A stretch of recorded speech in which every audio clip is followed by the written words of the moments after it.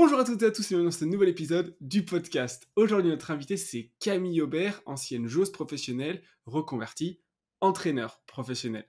Avec Camille on a parlé de sa passion pour tous les sports depuis toute petite, notamment pour les Jeux Olympiques, et surtout pour les sports collectifs, comment on pouvait lier un sport à un autre, tous les transferts qui étaient possibles, tant d'un point de vue moteur que d'un point de vue intellectuel et tactique. On a également parlé de ses différentes blessures, de l'impact que ça avait eu en tant que personne, mais également en tant que futur coach, de le manque de stabilité qu'elle a eu et comment elle essayait de l'assouvir dans un monde professionnel qui est tout sauf stable et qu'il faut donc prendre soin de soi et puis de sa soif d'apprendre, du besoin de trouver un projet de coach qui corresponde à ses valeurs et on a terminé par son petit voyage en NBA puisqu'elle a passé une semaine avec les Minnesota Timberwolves et elle nous a donc fait un retour sur ce qui l'a surpris et ce qui lui a paru intéressant.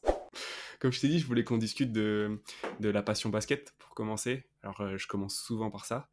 Et surtout, comme je te disais tout à l'heure, en off, sachant que par des enquêtes approfondies, je sais que tu étais très multisport, la danse, avec l'UNSS, tu as fait plein de choses.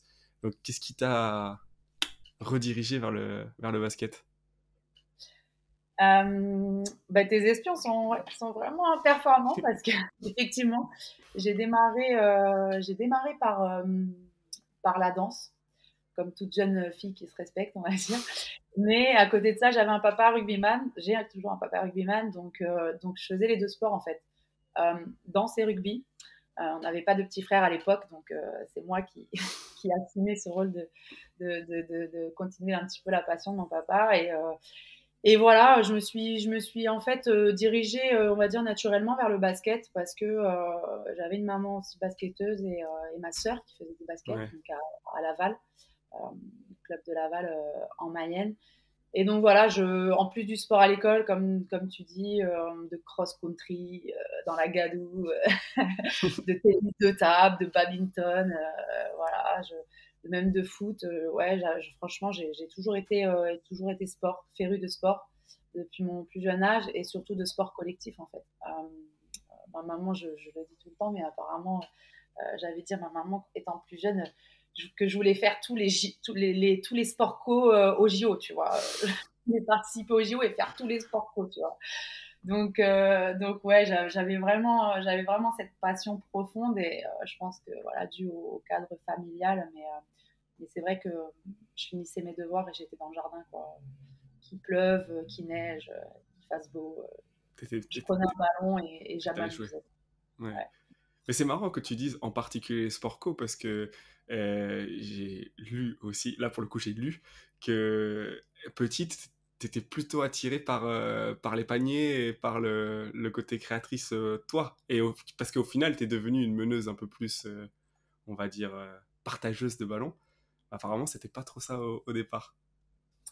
Non, c'était pas trop ça, mais en fait, je crois vraiment dans la complémentarité en fait des sports et notamment des sports co et au transfert justement, on va Tout dire, à fait d'accord. d'apprentissage, hein, tu vois, que ce soit sur les progrès moteurs ou autres. En tout cas, pour le coup, en commençant par le rugby, tu vois, je sais pas si tu as déjà touché un ballon de rugby Si, si. avec les mains et avec les pieds, mais au début, c'est pas facile, quoi, de comprendre, tu vois, les rebonds et de travailler les passes. Et c'est vrai que là, les personnes sont étonnées parce que mon petit frère joue au rugby et des fois, ça m'arrive de retoucher le ballon. Et quand je commence à faire une passe, ils sont là, ah ouais, Cam, tu sais faire ça et tout. Ouais, je sais faire des drops. Et en fait, c'est vrai que quand t'es petit, ben, tu sais, tu joues, tu penses pas aux moyens, on va dire, techniques, tu vois, et T'apprends t'essaies juste. juste d'apprivoiser ton corps et le ballon et les accessoires, tu vois, et tout ce qui entoure. Ouais. Et en fait, quand je suis arrivée au basket, ben, finalement, quand tu as réussi à maîtriser un ballon de rugby, le ballon de basket est quand même plus facile, tu vois, à maîtriser. Et tu vois, c'est en arrivant au pôle espoir que Thierry Moulec, euh, ben, m'avait quand même sensibilisé, on va dire, sur ben, justement, on parlait de transfert. Tu vois, c'est vrai que quand je suis arrivée au basket, j'avais la tête, Mais je c'est. driblais en ayant la tête, tu vois, vers le sol, quoi, comme si j'allais, tu sais, engager dans la défense et passer un rugbyman, tu vois.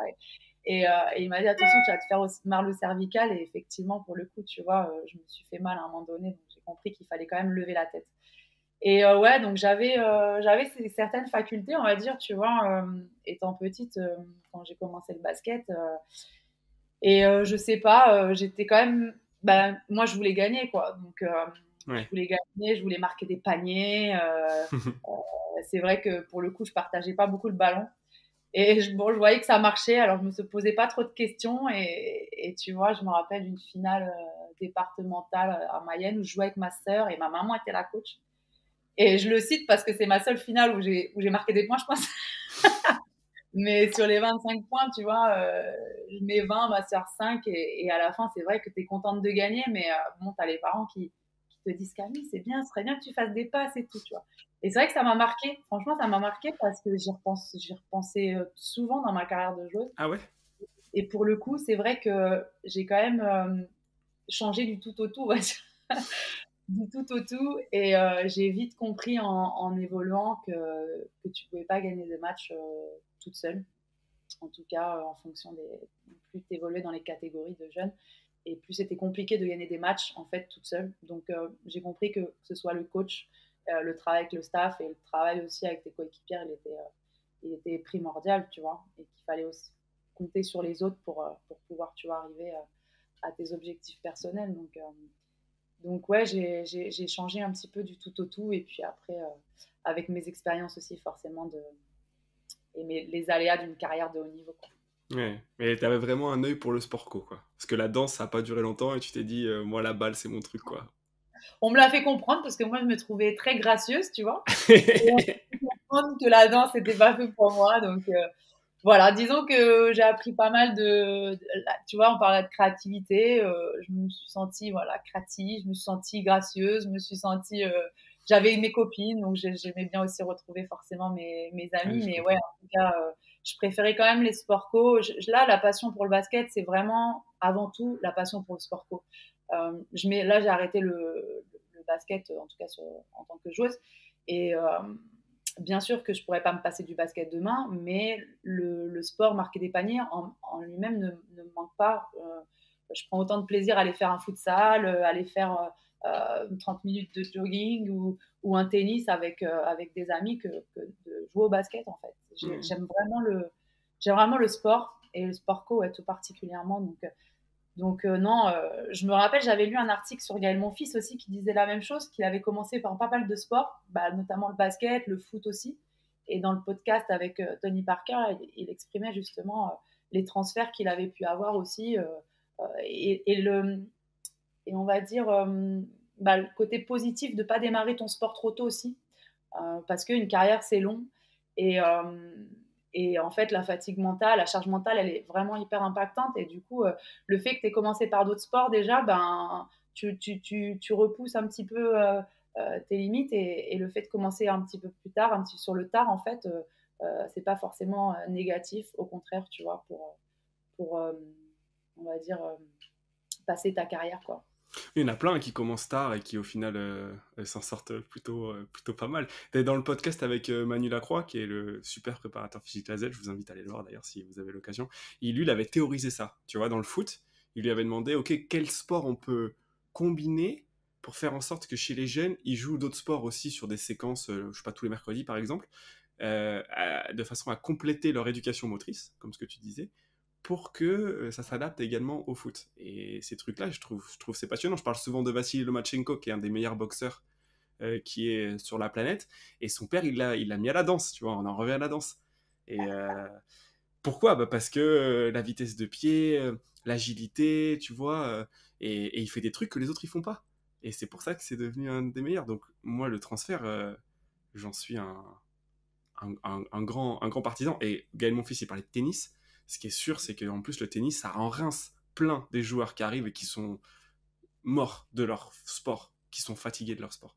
Et c'est quand même Je pense que dommage. c'est un des sports les plus durs, ouais. Je Ouais. pense que c'est un des sports les plus durs pour moi, mais ouais, tu vois que c'est pareil, l'athlétisme, le judo, c'est des bonnes écoles aussi de la vie, tu vois. Et moi, j'avais lu une étude sur, tu vois, c'était le protocole d'Ottman, il me semble, ça s'appelait. Et pareil, sur, tu vois, les transferts d'apprentissage moteur entre les deux sports, le hand et le basket, tu vois. Alors, Ouais. plus du basket vers le hand que le hand vers le basket, mais en tout cas, tu vois, il y a vraiment des sports, je pense.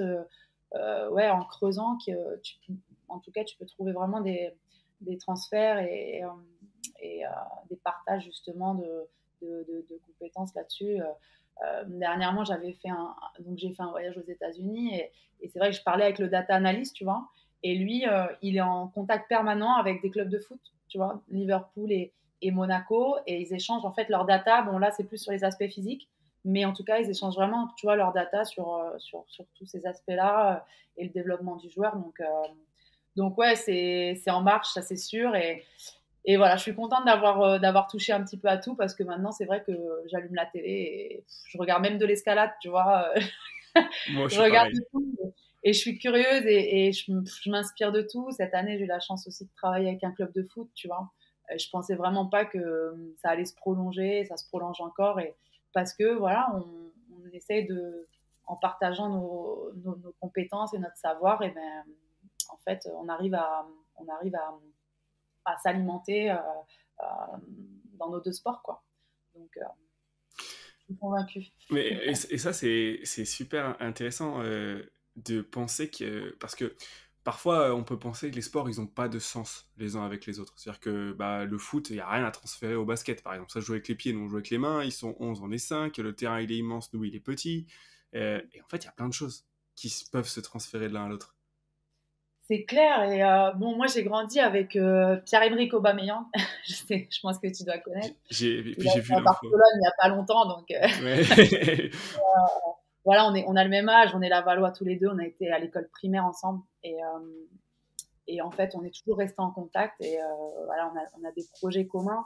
Et on parlait justement sur les échanges qu'on pouvait avoir entre le foot et le basket. Mais rien que le passé va, en fait, au basket, eux, c'est le 1-2, tu vois. Le rôle d'un meneur de jeu aussi, sur sa capacité à toujours prendre les informations, être dans l'anticipation. Euh, et en fait, le jeu de pivot aussi, tu vois, quand Bien on sûr. voit des footballeurs essayer de prendre la position sur leurs défenseurs, bon, bah nous, c'est comme si tu parlais d'un post-up, tu vois, dans la raquette, c'est pareil. Donc, eux, ils sont plus focus sur leurs pieds. Et en fait, en échangeant, on leur dit, bah, vous pouvez utiliser vos bras aussi, tu vois.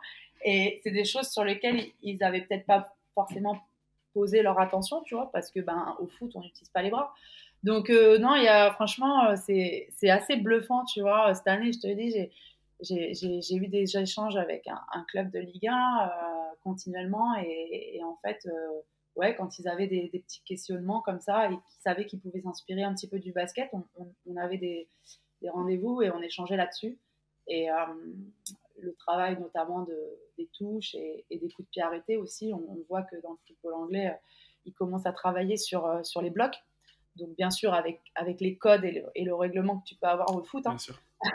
on n'est pas là pour mettre des écrans dans tous les sens, mais je pense que ouais, il y a pas mal de choses à faire, quoi. Ça, c'est sûr. Ouais, je me rappelle, c'était il y a 10 ans, je pense.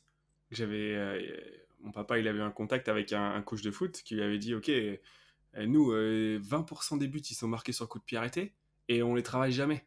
Et donc, c'est sûr qu'il y a des filons à aller chercher. Et vous, comment vous faites pour vous démarquer? Et par exemple, Juste Fontaine, il avait dit ça. Il avait dit, si je suis aussi bon, moi, dans le démarquage, c'est parce que j'ai joué au basket. Par exemple.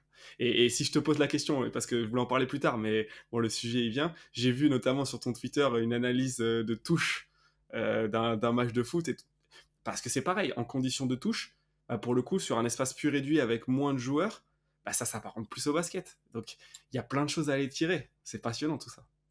Non, c'est hyper passionnant. En plus, bon, moi, j'ai un conjoint qui est footballeur, donc il y a beaucoup de foot qui passe à la télé. Ah, C'est un peu la t'es guerre obligé entre du le coup. basket et le foot.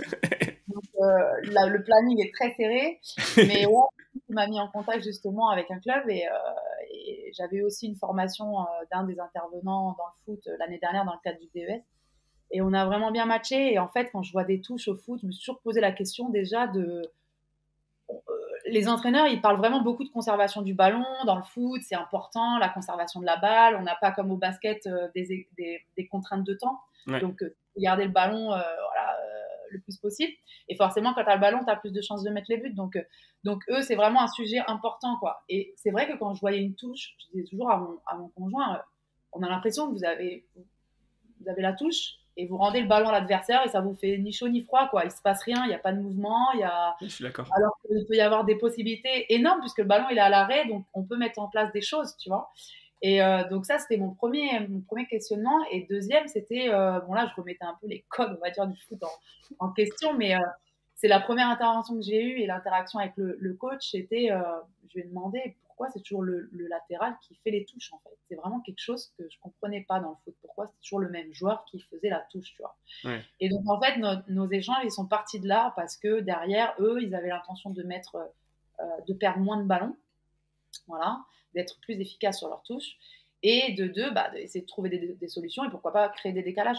Donc, c'était un peu le plan d'action, tu vois, qu'on a mené tout au long de la saison, et puis des échanges en fonction voilà, de ce qu'ils pouvaient attendre. Donc, forcément, tu vois, le fait d'avoir un œil extérieur, en fait, qui ont moins de connaissances et de savoir sur leur sport, bah, des fois, on peut être amené à balancer des choses qui paraissent insensées, mais tu vois, dans lesquelles ils se sont jamais posé la question, puisqu'en fait, ça remet en question les codes du foot, tu vois, ou les codes d'un autre sport. Donc c'est bien aussi des fois d'avoir des gens tu vois, qui s'intéressent à ton sport et qui sont pas dans ton environnement et qui débarquent avec leurs idées et puis leur bagage, tu vois, technico-tactique d'un autre sport, mais d'un sport Ouais. co, encore une fois, où il peut y avoir des transferts. Et donc ouais, c'était hyper enrichissant parce que du coup, on a pu mettre en place des choses, tu vois. Donc, je pensais pas que tu pouvais porter comme ça du jour au lendemain sur un autre staff dans un autre sport, quoi, tu vois. Moi, Ouais. j'avais. Donc, De ce que tu dis que tu regardes tous les sports, moi je suis pareil. Et comment tu regardes? Avec quel œil tu regardes? Est-ce que tu regardes avec un œil de spectatrice, de voilà, je n'analyse pas ce qui se passe, ou au contraire avec un cerveau un peu de pourquoi ils font ça comme ça? Est-ce que ça on pourrait l'adapter? j'ai un problème avec mon cerveau, je crois. J'arrive jamais à le mettre en off, en fait. Pour moi, tu vois, une journée sans apprendre, c'est une journée de perdu, tu vois. Donc j'ai du mal. Je suis spectatrice, moi, dans le sens, hein, je chante la Marseillaise, je suis fan de l'équipe de France. Voilà, les JO, je te dis, je regarde toutes les disciplines. Mais c'est vrai que quand je tombe sur un match, et notamment un match collectif, tu vois, un sport co, euh, je suis toujours en train de porter mon attention sur quelque chose, tu vois. Tu veux pas tout voir.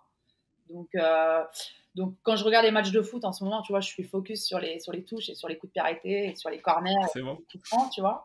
Donc là, je t'avoue que en ce moment, c'est ça. Mais et sur les matchs de basket, ça peut aller un peu dans tous les sens, tu vois. Défense sur attaque, sur les pics, sur la défense des pics, sur l'attaque des mismatchs.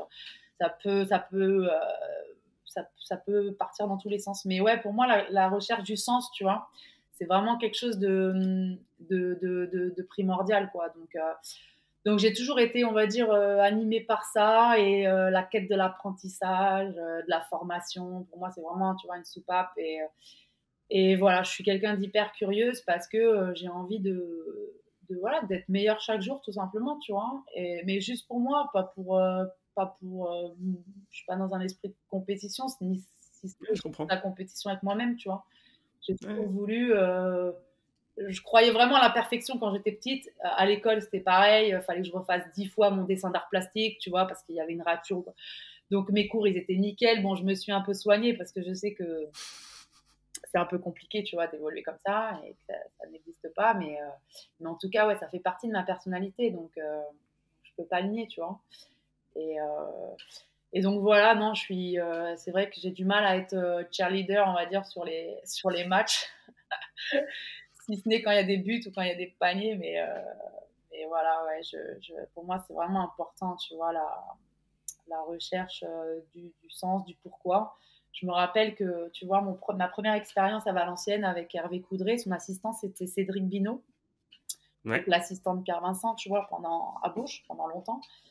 ouais. Et lui, que je joue, si tu veux, je sortais de l'INSEP, que je joue 5 minutes, 10 minutes, 15 minutes, 20 minutes en LFB ou en Euroleague avec Valenciennes. Le lundi matin, j'étais vraiment dans son bureau. Et on décortiquait toutes mes actions, tu vois, offensives, défensives, une par une. Et le gars me disait, Cam, il me cuisinait, tu vois, Cam, pourquoi t'as annoncé tel système à tel endroit, pour telle joueuse, à tel moment. Et tu vois, en fait, il essayait vraiment de me faire réfléchir sur tout, quoi. Donc, c'était pas, j'arrivais le samedi au match et c'était la roulette et je rentrais en jeu. Donc, lui, il m'a vraiment, pour le coup, tu vois, appris cette culture de, bah, déjà sur mon poste de jeu, tu vois, c'était aussi important de se poser des questions et d'avoir ces réflexions sur la dimension collective. Et Ouais. pour le coup, ben, c'est vrai que tu te construis, toi, en tant que joueuse et en tant que personne, ouais, là-dessus. Parce que ben, c'est pas le fruit du hasard, quoi, tu vois. Quand tu es aux manettes d'une équipe, tu dois réussir à extraire le meilleur, en tout cas, de tes joueuses. Et toi, tu es juste le chef d'orchestre. Donc, ouais, à un moment donné, si tu n'as pas cette réflexion et ce recul, tu vois, nécessaire sur le sens et la connaissance de ton sport, ben, c'est compliqué derrière de forcément de tirer le meilleur de ton équipe. Ouais, je suis d'accord. Parce que je te pose la question parce que moi je suis tombé par hasard, hein, j'ai des potes qui sont très rugby et moi c'est un sport que j'aime beaucoup et je suis tombé sur une masterclass de l'équipe de France où ils expliquaient comment ils jouaient et comment ils avaient... En fait c'était mieux que ça, c'était comment ils avaient structuré leur projet de jeu en tant qu'équipe de France. C'est-à-dire, ils sont partis d'un moment où ils disaient on a essayé de copier les Anglais à taper des coups de pied et on n'y arrivait pas parce qu'on n'est pas assez discipliné comme eux. Donc on a dit comment on va faire différent, comment on va faire pour exploiter nos points de vue. Et donc du coup, ils avaient expliqué toute la création offensive et donc pourquoi ils lançaient des mecs devant en piqué et ensuite lâcher derrière alors que c'est complètement contre-productif a priori parce qu'on ramène plus la défense et on peut faire des, il y a des passages à vide en rugby où pour le coup t'as pas le droit de faire des écrans. Ils disaient ça a l'air contre-productif, mais pour nous, ça nous génère des avantages parce que ça. Et ça, moi, en tant que personne qui est intéressée par ouais, le côté tactique, intéressant, mais je trouve que c'est super pertinent. Et en fait, c'est pareil au basket, quand t'as un mec qui coupe devant toi, tu te dis toujours, ben non, mais là, il me prend l'espace, donc je peux pas y aller. Oui, mais s'il est là, devant toi, par exemple, et qui coupe, c'est qu'il y a personne de l'autre côté, par exemple. Donc il y a des espaces ailleurs qui se sont libérés. Donc il y a plein, je trouve, non seulement regarder les sports, mais en plus aller chercher et discuter avec des gens qui sont spécialistes d'autres sports, c'est passionnant. Et quand on parlait de voyager avant de lancer le podcast, on disait c'est de la richesse, t'as ça aussi à aller voir dans d'autres sports, c'est un autre type de voyage, mais je pense que c'est intéressant quand même. Ouais, ouais, c'est clair. Bon, de toute façon, moi, ma bibliothèque, hein, mon copain, il sera là pour en témoigner, mais j'ai Il y en a partout. j'ai lu Guardiola, tu vois, Phil Ouais. Johnson, Urios aussi, tu vois, je m'inspire vraiment. J'adore, moi, donc le rugby hein, et le stade toulousain, tu vois, parce qu'il faut toujours. C'est pas la première fois que j'entends des gens dire qu'ils se sont inspirés de Christophe Furios. Ouais, mais tu vois, et c'est fou parce que c'est vrai que quand tu vois les matchs, t'as pas vraiment envie T'as pas la... quand tu le regardes, Non, t'as pas vraiment envie d'aller lire ses bouquins, tu vois. non, pas trop, non. Et hyper passionnant, tu vois. Le dernier bouquin, c'était sur sa période Covid, comment il avait géré tout quoi, cette période et sa recherche, tu vois, la recherche c'était, comment dire, de la cohérence en fait entre ses intentions et lui ses actions, tu vois. Et donc avec la période Covid, forcément, ben, tu vois, c'est, Il n'y a pas grand chose à il y faire. avoir beaucoup de cohérence pour le coup et pas faire, tu vois, et pas faire n'importe quoi et s'adapter, tu vois. Ouais. Donc c'était hyper intéressant, mais voilà, Onesta, les secrets des All Blacks aussi, tu vois, j'ai eu ce livre là dernièrement et j'ai vraiment adoré, tu vois, avec tous les codes qu'il peut avoir, les mantras, la culture, de tout ça. Franchement, il y a vraiment beaucoup de choses à prendre. Et puis moi, je suis passionnée aussi de management, donc j'avoue que tous ces bouquins, tu vois, au-delà des aspects, Ça te parle. ça me parle, quoi. Ouais. Donc on disait tous les sports, mais t'es resté avec le basket. Parce que c'était la balle orange au final sur laquelle tu es parti. Un des trucs dont je voulais parler, c'est la blessure, parce que tu as fait un ligament croisé super tôt. Enfin, à 15 ans, c'est quand même rare. C'était à 15 ans, c'est ça? Ouais, Tu as fait ton premier? Ouais.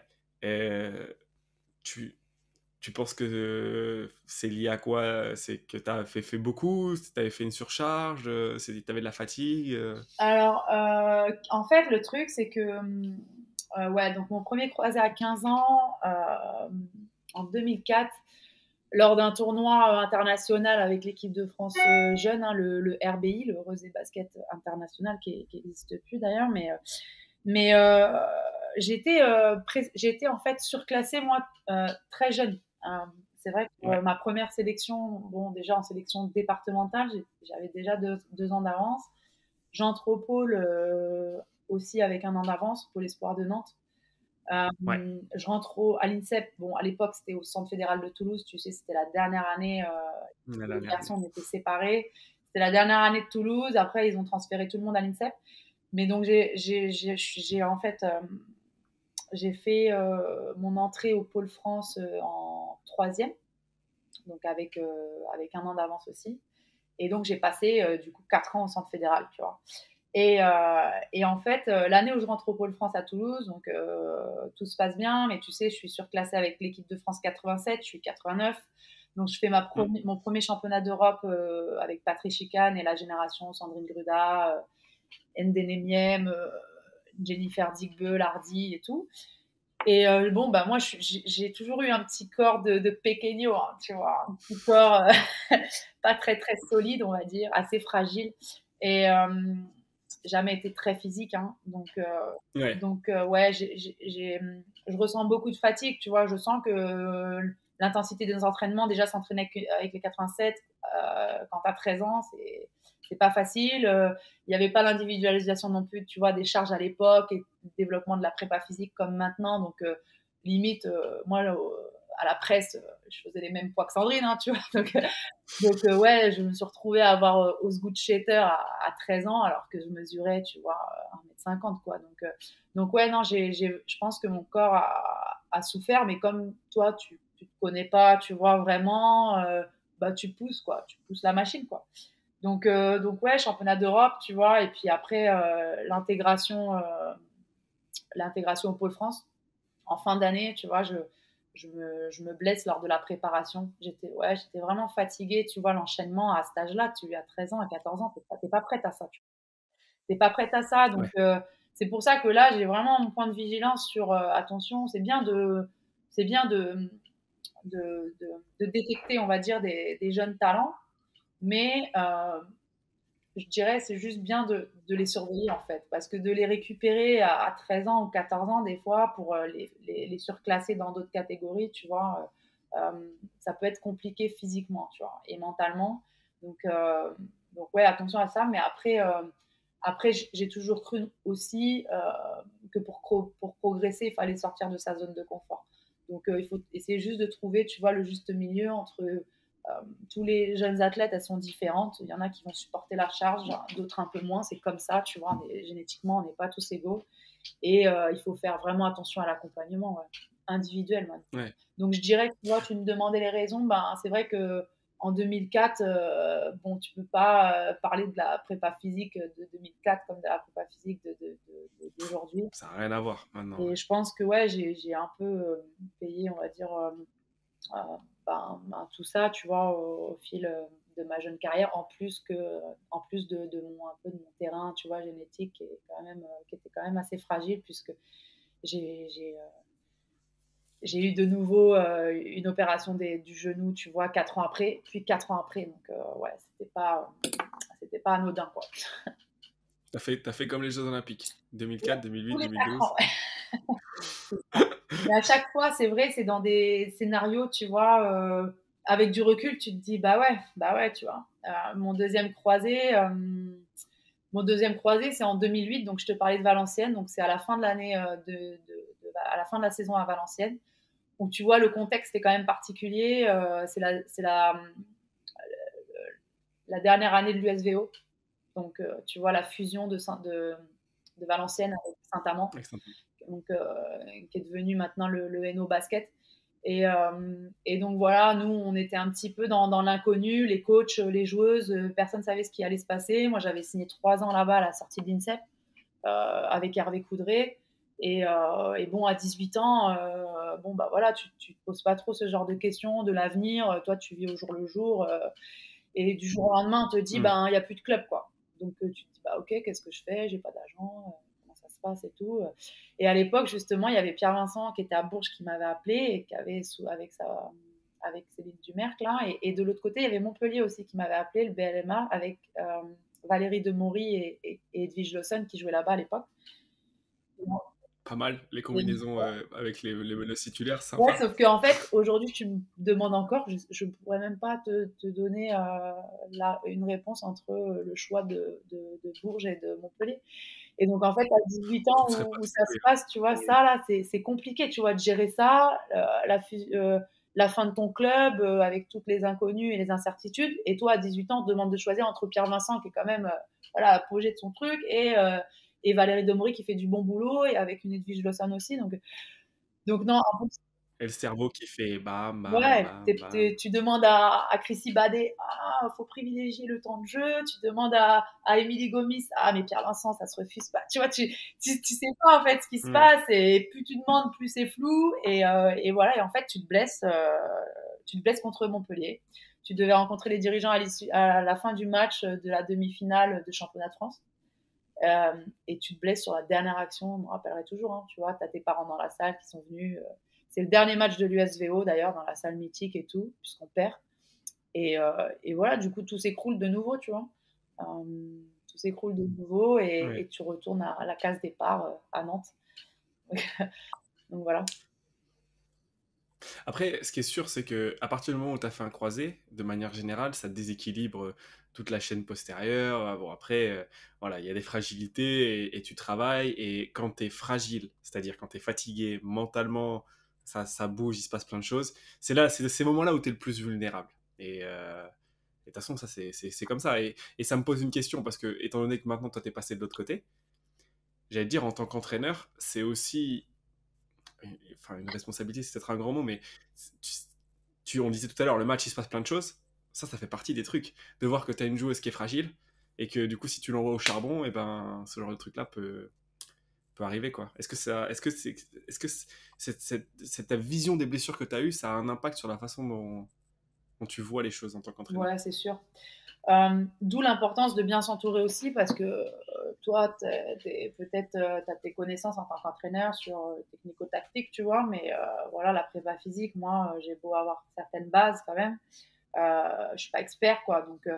Donc voilà, la préparation mentale aussi, je pense que dans un staff, tu vois, c'est vraiment nécessaire. Et demain, si je suis amenée à travailler aussi avec une équipe, tu vois, ouais, moi, pour moi, c'est primordial. C'est la prépa physique comme la préparation mentale, tu vois, c'est 50-50, quoi. Je faisais des petites interventions près des pôles espoirs là, de Nantes et de la Ligue Bretagne, hein, par rapport à la gestion de la blessure. Et tu vois l'iceberg un petit peu du succès, là, tu vois, la partie immergée qu'on voit pas et la partie qu'on voit. Et en fait, j'essayais Mm. vraiment de leur communiquer et de souligner l'importance du travail de l'ombre. Tu sais, dans les pôles, ben voilà, maintenant les coachs parlent vraiment et mettent en place certaines choses auprès des joueuses. Et je trouve ça hyper intéressant. Mais c'est vrai que le fait d'avoir l'expérience d'une ancienne joueuse qui est passée par pas mal de blessures graves quand même, tu vois, les croisés, ça faisait peur à tout le monde avant, maintenant un peu moins, mais c'est quand même la blessure qui fait un peu peur. L'importance du travail de l'ombre, tu vois, sur la mise en place de certaines choses autour de l'alimentation, l'hydratation, du sommeil, tu vois, et de toutes ces choses-là. Et d'avoir toujours, tu sais, la caisse à outils, je dis toujours ça, je prends un peu cette métaphore, mais de la caisse à outils du sportif, en fait. Dedans, nous au pôle, on avait, tu sais, un cahier de suivi, mais personnel. Donc, on collait toutes nos ordonnances, nos prises de sang, nos IRM, nos échos, et on se trimballait avec notre. Tu avais ton carnet de santé et ton carnet de brouillon suivi où tu vois, tu mettais toutes tes informations médicales. Et en fait, c'est tous ces petits trucs, tu vois, que j'ai eu tout au long de ma carrière auprès de certains coachs, auprès de certaines structures, que j'ai rassemblés, tu vois, et c'est ce dont j'essaie de communiquer, tu vois, auprès des jeunes joueuses maintenant dans la formation, parce que c'est vraiment à cet âge-là où il faut qu'il y ait une prise de conscience, tu vois, et responsabiliser l'athlète au maximum, et que ce soit pas, tu vois, les coachs qui soient derrière la joueuse, parce que ça marche pas, on sait très bien. C'est comme l'apprentissage, tu vois. C'est qu'à un moment donné, il faut responsabiliser l'athlète pour que, tu vois, l'apprentissage derrière, il soit vraiment ancré, en fait, en la personne et en la joueuse. Donc, moi, maintenant, en tant qu'entraîneur, forcément, tu vois, l'alternance des charges, la communication, le management aussi, la prépa mentale, tout ça, c'est des choses dont je suis vraiment hyper sensible, tu vois. Ouais, c'est important. C'est important parce que une blessure, enfin, c'est le corps qui dit stop d'une certaine façon. C'est qu'il y a un certain truc qui va pas. Et donc tu l'as dit, c'est responsabilité de la joueuse, du joueur, peu importe. Sauf que parfois, la personne n'est pas en mesure de contrôler. Quand tu as 13 ans, tu le disais toi-même, parfois, ben, tu as d'autres choses en tête que ça aussi, c'est normal. Et parfois, c'est parce que, tu vois, je ne vais pas prendre le cliché du coach yougoslave, mais tu vois, travail, travail, travail, et Ça jusqu'à ce pète. que, pam, ça pète, tu vois. Et il y a des blessures qui sont, pour le coup, bon, tu tords un doigt, tu Oui, oui, machin, tu oui. truc, bon, ça c'est pas de chance. Mais on parle pas de ces blessures-là, on parle des trucs Là, où on parle de il y aurait croisé, eu des ouais, trucs à faire. c'est qu'il y a un problème, tu vois, dans la machine, quoi. Mais, Ouais. mais comme tu Et dis, tu vois, c'est des choses il y a des choses que tu peux pas contrôler, tu vois. Donc, par contre, ton travail de récup et tout ça, c'est des choses qui sont indispensables et que tu peux contrôler. Donc, c'est pour ça que j'essaie, tu vois, quand j'ai des échanges avec les jeunes du pôle, j'essaie de les sensibiliser là-dessus, ouais. tu fais beaucoup d'échanges avec Ouais, j'en des ai filles du fait, pôle? j'ai gardé vraiment des bons contacts, tu sais. Bon, je suis sur l'équipe de France U15 en tant qu'assistante de Ouais, Thierry enfin, je suis assistante de Thierry Moulec et on travaille avec Julien Claude, qui est responsable du pôle de Nantes. Euh, donc, ouais. du coup, ben, par la force des choses, ouais, on a des interactions. Et puis, la Ligue de Bretagne aussi, qui travaille vraiment sur des workshops, en fait, entre spécialistes de plein d'univers. Euh, et qui m'a sollicité aussi cette année, ouais, pour intervenir auprès des garçons et des filles, ouais, pour un C'est partage important d'expérience. pour toi, ça? Ben, moi, j'aimais bien, en fait, ça se faisait déjà quand j'étais au pôle et à l'INSEP aussi. On avait, tu vois, des sortes de joueuses mentors un petit peu qui nous guidaient et auxquelles on pouvait un petit peu aller chercher des informations et puis certaines expériences. Mais moi, j'adorais, tu vois, parce que c'est vrai que elles ressentaient ce qu'on avait vécu, elles avaient vécu ce qu'on était en train de vivre, tu vois. Donc, on était vraiment dans le sujet, Ouais. quoi. Et pour ça, tu vois, je me dis, bon, bah, c'est un peu essayer de rendre l'appareil, quoi. De rendre l'appareil après ce que j'ai vécu. Et si ça peut servir, tant mieux, quoi. Ouais. Ouais, je comprends. C'est c'est métaphorique d'une certaine Ouais, mais façon. après, l'accompagnement, vraiment, la formation, je me surprends parce que, bon, là, avec mes expériences d'assistante, j'étais plus sur un public d'adultes. J'ai coaché des U18 élites à Nice. Et après, j'ai enchaîné direct sur des adultes. Et là, le fait de remettre le pied, tu vois, dans les équipes de France jeunes, ben, franchement, ça me fait un bien fou parce que c'est vrai qu'à cet âge-là, bon, déjà, les jeunes joueuses, c'est des éponges, tu vois. Elles arrivent vraiment à encaisser facilement ce que tu vas dire. Et tu vois, on parlait, elles ont toujours la banane, elles sont toujours, tu vois, hyper enthousiastes et tout. Et franchement, ça fait du bien, tu vois. Ça fait vraiment du bien de voir à quel point elles sont motivées, elles sont contentes d'être là où elles sont et elles sont pleines de bonne volonté. Et à chaque fois, elles te posent 36 000 questions, tu vois. En campagne, moi, ouais, elles me sollicitent beaucoup, tu vois. Quand tu étais joueuse, qu'est-ce que tu penses de ça, hein. Et c'est vrai que c'est cool, quoi. C'est marrant, t'as l'impression de te revoir un petit peu quand tu étais à leur place, quoi, tu vois. C'est pas du tout le même monde en plus de coacher des professionnels et de coacher des enfants, des adolescents. C'est pas le même métier, ça implique pas du tout les mêmes choses. Ça te fait réfléchir du coup, ça te dirait d'entraîner à des plus jeunes? Ben, je dirais que tu sais, c'est comme pour mon intérêt pour les sports co et l'ensemble des sports. En fait, là, tu vois, je m'intéresse vraiment à. Ouais, je Tout suis tout part. azimut, tu vois. Je pars. J'essaie de me tester, j'essaie de trouver un petit peu moi mon centre, tu vois, et de voir ce qui m'anime le plus. Mais en fait, bon, à chaque fois que je Ouais, change de public, je suis autant passionnée, tu vois. Donc, mais comme on disait, si tu veux continuer d'apprendre, il faut que tu te mettes en difficulté aussi. Donc, tu vois, j'ai travaillé avec la LFB, la LFB2, des U18. Là, je suis avec les U15.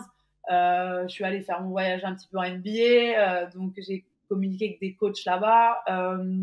Pourquoi pas travailler avec les garçons demain, tu vois. C'est quelque chose qui m'intéresse. Ouais, si tu veux progresser, il faut que tu te mettes en difficulté, il faut que tu sortes de ta zone de confort. Et, et là, je suis vraiment dans ces moments-là, en fait, dans ces années-là, tu vois, de jeunes entraîneurs qui, euh, qui voilà, essaie de trouver son chemin et qui essaie juste de se former auprès de tous les publics, tu vois, possible. Et, et qui essaye de construire aussi son projet de jeu, tu vois, son propre projet de jeu avec ses propres croyances et, euh, et ses propres convictions, on va dire, tu vois. Et j'essaie de toujours remettre ça en question, en fait. Et après, bon, bah, c'est toi et ton adaptation que tu dois faire entre les différentes catégories. Mais je dirais pas ouais. que j'éprouve autant de plaisir, tu vois, travailler avec les U15 l'été là qu'avec les adultes. Comme tu dis, après, par contre, dans le management, c'est pas forcément la même chose, tu vois. Euh, Dans le développement individuel du joueur, t'es pas sur les mêmes problématiques, tu vois. Mais par contre, ça reste, ton corps de métier, ça reste le même. Et, Ouais, tout à fait d'accord. et après, ouais, t'es toujours, en fait, moi je dis toujours que l'entraîneur, il doit essayer de manifester le plus de motivation chez l'individu, tu vois. C'est la quête de la motivation pour moi, en fait, mon fil rouge, tu vois. Chaque fois quand j'ai un joueur qui ait 15 ans, 18 ans ou 30 ans, c'est comment je vais réussir à le motiver, tu vois. Donc, c'est un Ouais. peu ça, tu vois, sur lesquels je me base. Et comme on disait un petit peu en off, c'est vraiment essayer de l'accompagner, d'être dans la bienveillance. Je crois vraiment dans le management bienveillant, tu vois, pour essayer de baisser justement son niveau de stress et tout ce qui l'impacte pour essayer justement d'augmenter sa motivation, tu vois. Donc c'est vraiment cette problématique Mm. et le fil rouge que j'ai qui m'anime en tant qu'entraîneur. Du coup, tu as répondu à une des questions que j'avais, parce que je sais qu'il y a des gens qui sont j'ai envie de réussir dans les garçons, ou j'ai envie de réussir dans les filles, ou j'ai envie de réussir dans les jeunes. Toi, c'est peu importe. Ça sera en fonction des défis, des opportunités que Ouais, tu et puis auras. des rencontres, tu vois. Moi, je te dis, c'est avant Aussi. tout, j'aime le sport, mais j'aime le partage, tu vois. J'aime le partage, j'aime la fusion les échanges, la fusion des connaissances et les interactions, tu sais, la cohésion et tout ça. Donc en fait, c'est tellement précieux, tu vois, tout ça, que je me dis, voilà, le jour Ouais. où ça se passe bien dans le contexte, moi, ça me dérange pas tu vois, là, je suis très bien avec les U15 et ça, du coup, je continue de travailler cette année avec les U15. Voilà, en fonction des rencontres que tu fais, quand tu peux t'épanouir, ouais, moi, je suis à fond dans le projet, tu vois. Donc non, peu importe, peu importe. J'ai jamais entraîné des garçons, des hommes, si ce n'est, tu vois, sur les camps. Du coup, je travaille avec Comsport, le camp Kiz aussi, d'Endenemiem, tu vois, donc sur les camps, voilà, estivaux. Mais, j'adore, tu vois, j'adore travailler aussi avec les garçons. Donc non, je me mets pas de barrières, d'obstacles par rapport à ça. Je fais en Ouais. fonction forcément des propositions, tu vois, que je peux avoir. Et après, j'y vais, quoi. Et dans tous les cas, je sais que j'en sortirai, tu vois, grandi. Donc c'est ça qui m'intéresse, moi. Ouais, parce que quand on regarde les. Tu vois, on peut parler de ta carrière par exemple, parce que la stabilité, c'est un des sujets aussi quand on parle de. Toi, je vois que t'esquisses un mini sourire. Parce que quand on regarde les clubs, t'as beaucoup changé. Quand tu regardes la liste de plein de joueurs, c'est une chose, c'est le voir avec ton œil extérieur. Puis autre chose, c'est que quand toi tu l'as vécu, tu sais que chacun des choix, il a été lié à un problème, une blessure. Tu vois, tu parlais de j'aurais jamais dû aller à Nantes, mais au final, je me fais les croiser et ils m'accueillent et ils me font confiance, etc. Donc, c'est un signe fort aussi. Tout ça, il y a plein d'opportunités qui font que on change, machin, et la stabilité, elle est malheureusement parfois pas voulue. C'est-à-dire que même parfois, tu veux rester et c'est pas forcément possible. Ouais, c'est clair. Et en plus, la stabilité, c'est quelque chose qui est propre aussi à ma personnalité, tu vois. J'ai besoin vraiment, moi, pour bien travailler, pour être bien dans mes baskets et dans mon corps, tu vois, de comprendre mon environnement, de comprendre les gens avec qui je travaille, tu vois, et d'être en phase avec tout ça. Je suis quelqu'un d'assez scolaire, tu vois, d'assez bleu, donc j'ai besoin de cette forme on va dire, de cadre, quoi. Et, Ouais, et bon, entre parenthèses, dans mon malheur, hein, dans mes blessures, j'ai toujours, tu vois, eu des portes qui se sont ouvertes. Donc, j'en suis vraiment reconnaissante, tu vois, que ce soit le club de Nantes, du NRB à l'époque, qui m'avait récupéré, le club de l'UFAB aussi, après ma troisième blessure, pour le coup, après Basketland. Tu vois, j'ai toujours eu un peu bon, cette chance de chance dans ma malchance, on va dire. Donc ouais, je voilà, comprends. et c'est vrai que moi, en tant que meneuse de jeu, tu vois, j'étais en quête de stabilité, quoi, pendant toute ma carrière. Et, et c'est pas trop ce qui s'est passé, quoi. Donc c'est pour ça que ça a été aussi difficile pour moi un petit peu ouais, on va dire, de performer, d'en tirer le max de ce que je pouvais donner parce que j'ai besoin de temps aussi. Je sais que je suis pas quelqu'un qui... Je vais m'adapter, mais tu vois, il va me falloir quand même un certain laps de temps. Et il y a des fois où à peine arrivé, j'ai fait 1 an, 2 ans, et tu vois, à peine... C'est quand je me commençais à me sentir bien, tu vois, après décembre en général, hein, tu sais, janvier, voilà, que déjà tu dois faire ton choix et que tu dois déjà partir parce que tu sais, en LFB, les transferts, ils se font rapidement par rapport aux garçons. Donc en janvier, quand tu dois Ouais. déjà repartir, tu vois, tu te dis, bah oui, tu es jugé sur 3, 4 mois, tu vois. Donc ouais, c'était frustrant parce que des fois, et souvent, je faisais quand même des meilleures deuxième partie Deuxième que partie de première saison. partie de saison. Donc, euh, donc ouais, frustrant, tu vois, à ce niveau-là. Mais voilà, maintenant, avec du recul, c'est vrai que quand j'étais joueuse, à chaque fois, je me disais, c'est pas possible.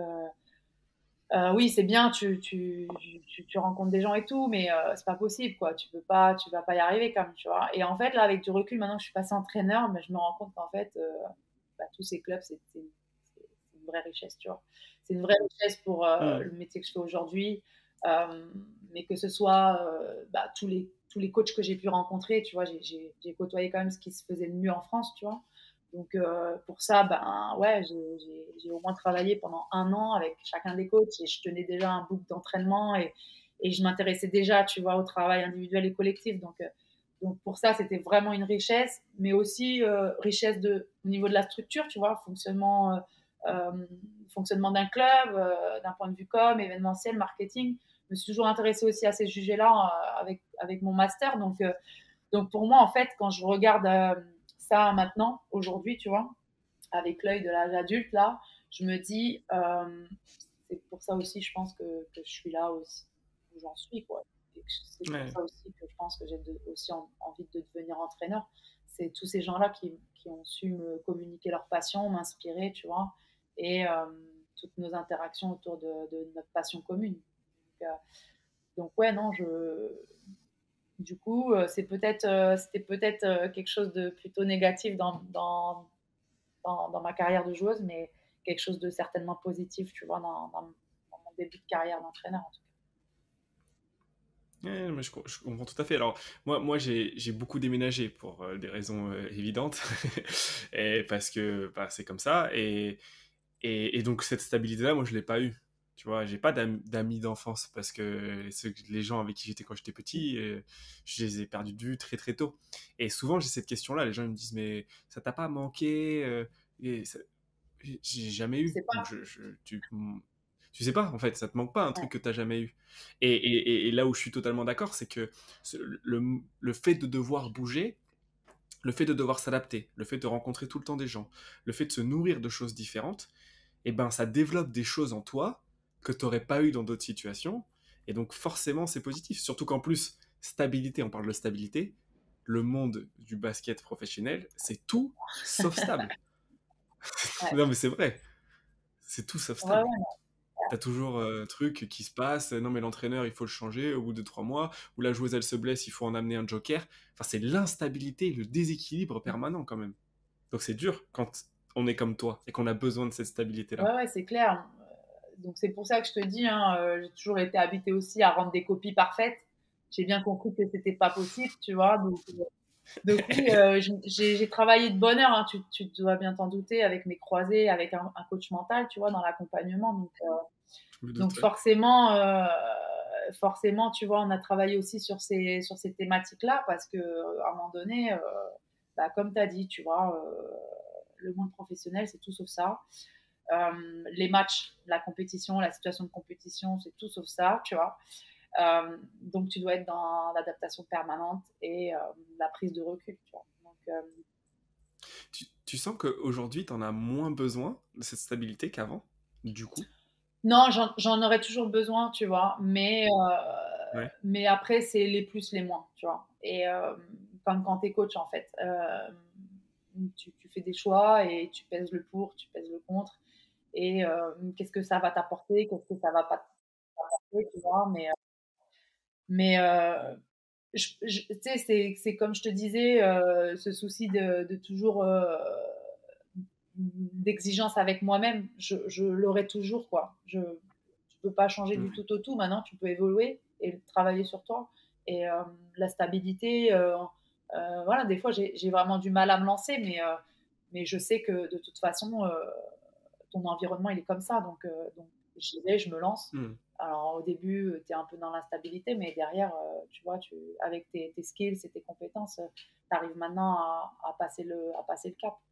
Mais, euh, mais voilà, j'ai conscience, en tout cas maintenant, de moi, tu vois, de ce que j'ai à travailler, de ce que j'ai encore, sur les points sur lesquels j'ai encore évolué, de ce qui me manque, de ce que j'ai aussi, tu vois, de mes petites compétences.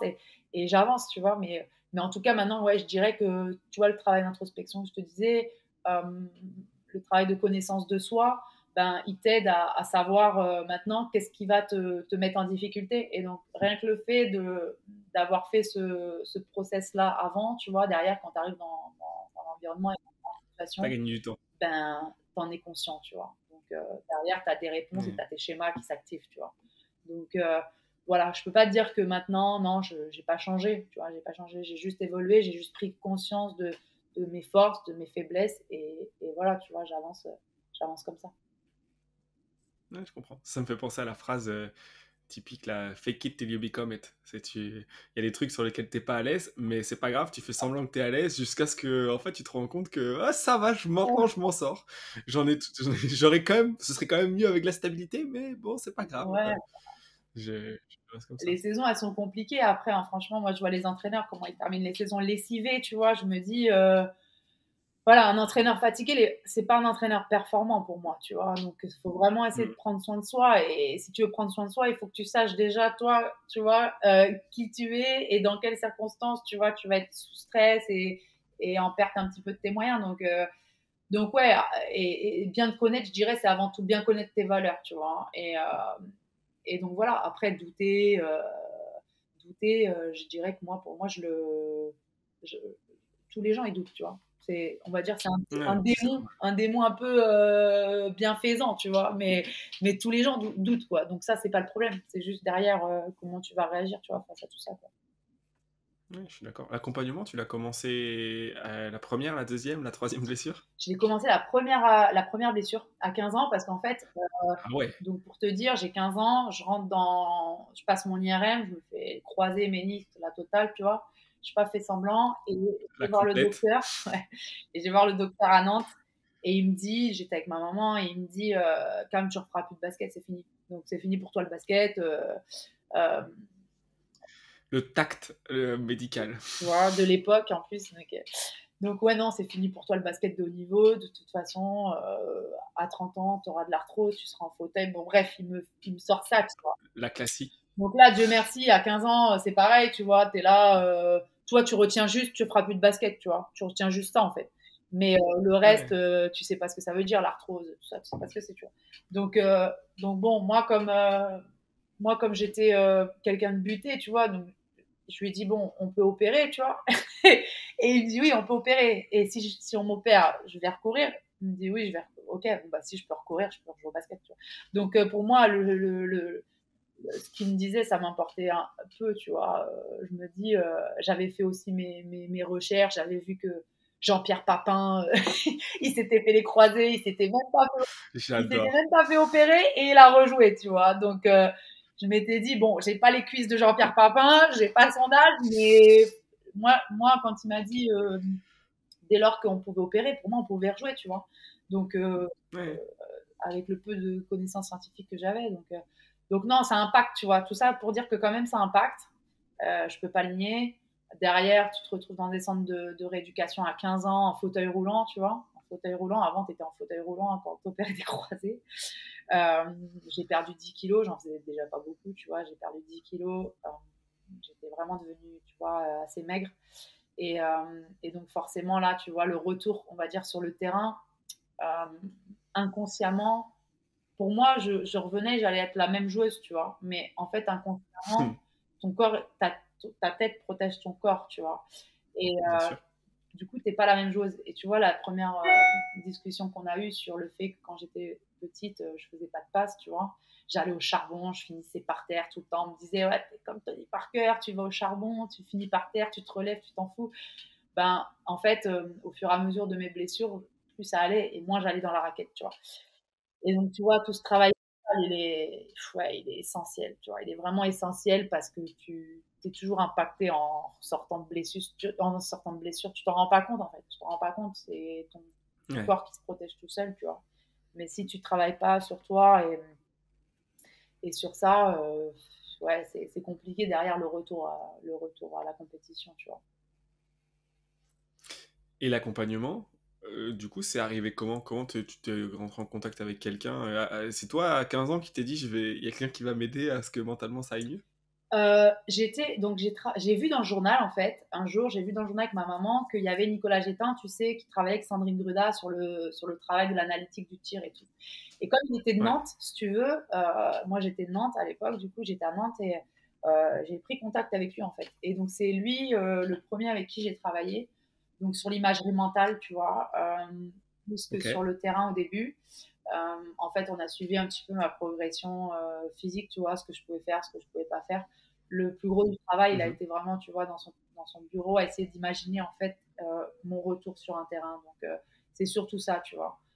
Préparer un petit peu, préparer un petit peu le terrain mentalement plutôt que physiquement, tu vois. Et après, derrière le retour sur le terrain, c'était essayer de reprendre confiance avec mon corps. Euh, donc là aussi, il m'a amené sur d'autres champs, tu vois, de foot, de basket. J'ai bien aimé, tu vois, le fait de justement d'avoir ces transferts aussi pendant les entraînements et pas de travailler vraiment sur la mécanique de mon tir ou quoi. Non, c'était vraiment essayer de regérer, comme je m'étais blessée avec un impact, de regérer cet impact, tu vois, et de reprendre confiance, ouais, Ouais. dans mon outil de travail, tu vois, dans mon corps et de vraiment rassembler le corps et l'esprit, quoi, tu vois. Donc, euh, donc tout ça. Et après, encore aujourd'hui, hein, je continue le travail de fond sur le travail de renforcement musculaire. Tu vois, j'ai beau avoir arrêté le basket il y a 3 ans, tous les lundis, je suis au Biodex, tu vois, sur un travail isocinétique des membrales, parce que je sais que de toute façon, maintenant, depuis que je me suis blessée en 2004, le chirurgien, il m'avait dit, Cam, maintenant, tu n'as plus le choix, tu vois. C'est toutes les semaines où c'est fini, tu vois. Donc maintenant, j'ai cette discipline, tu vois, et que j'avais en tant que joueuse, que j'ai maintenant même en tant qu'entraîneur. Et en fait, c'est quelque chose qui doit me suivre, tu vois, parce que Mm.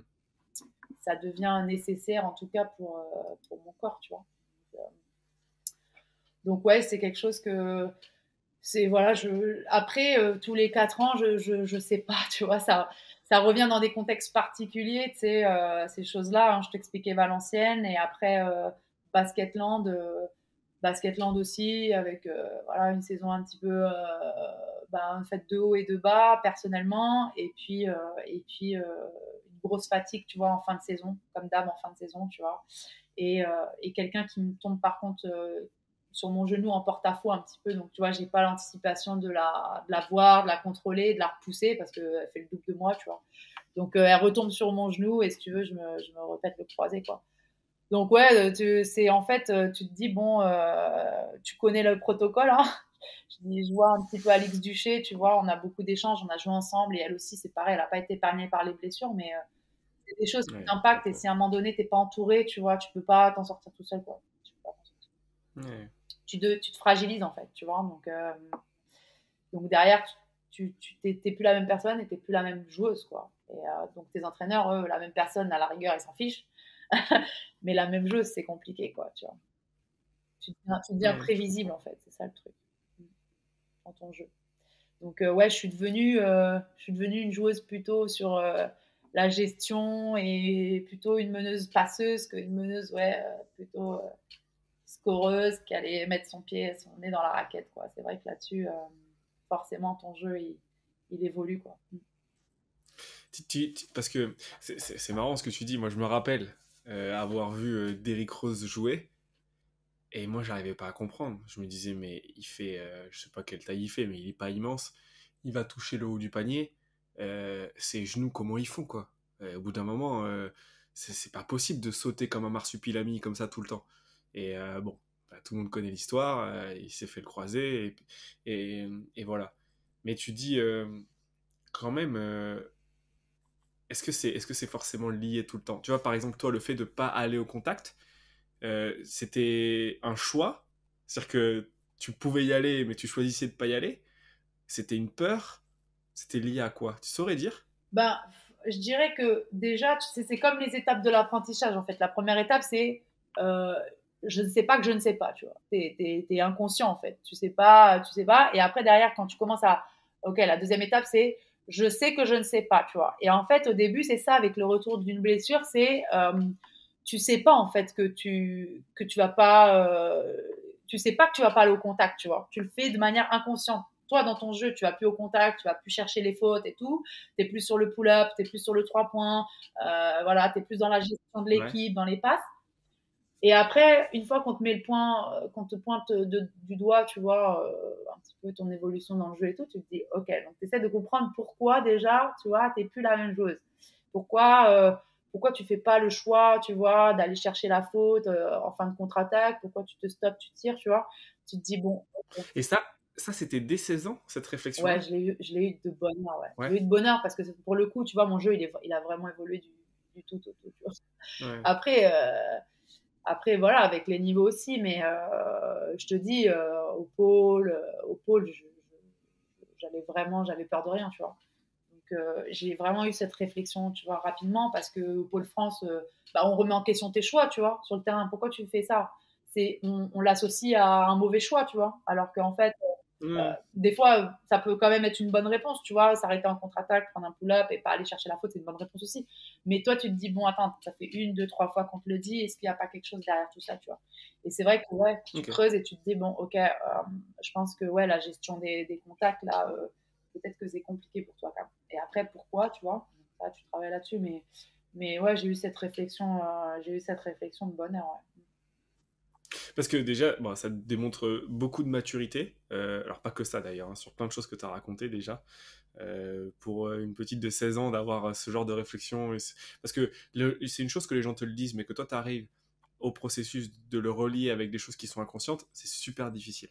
Donc ça prouve déjà que tu étais une petite fille adolescente super mature déjà.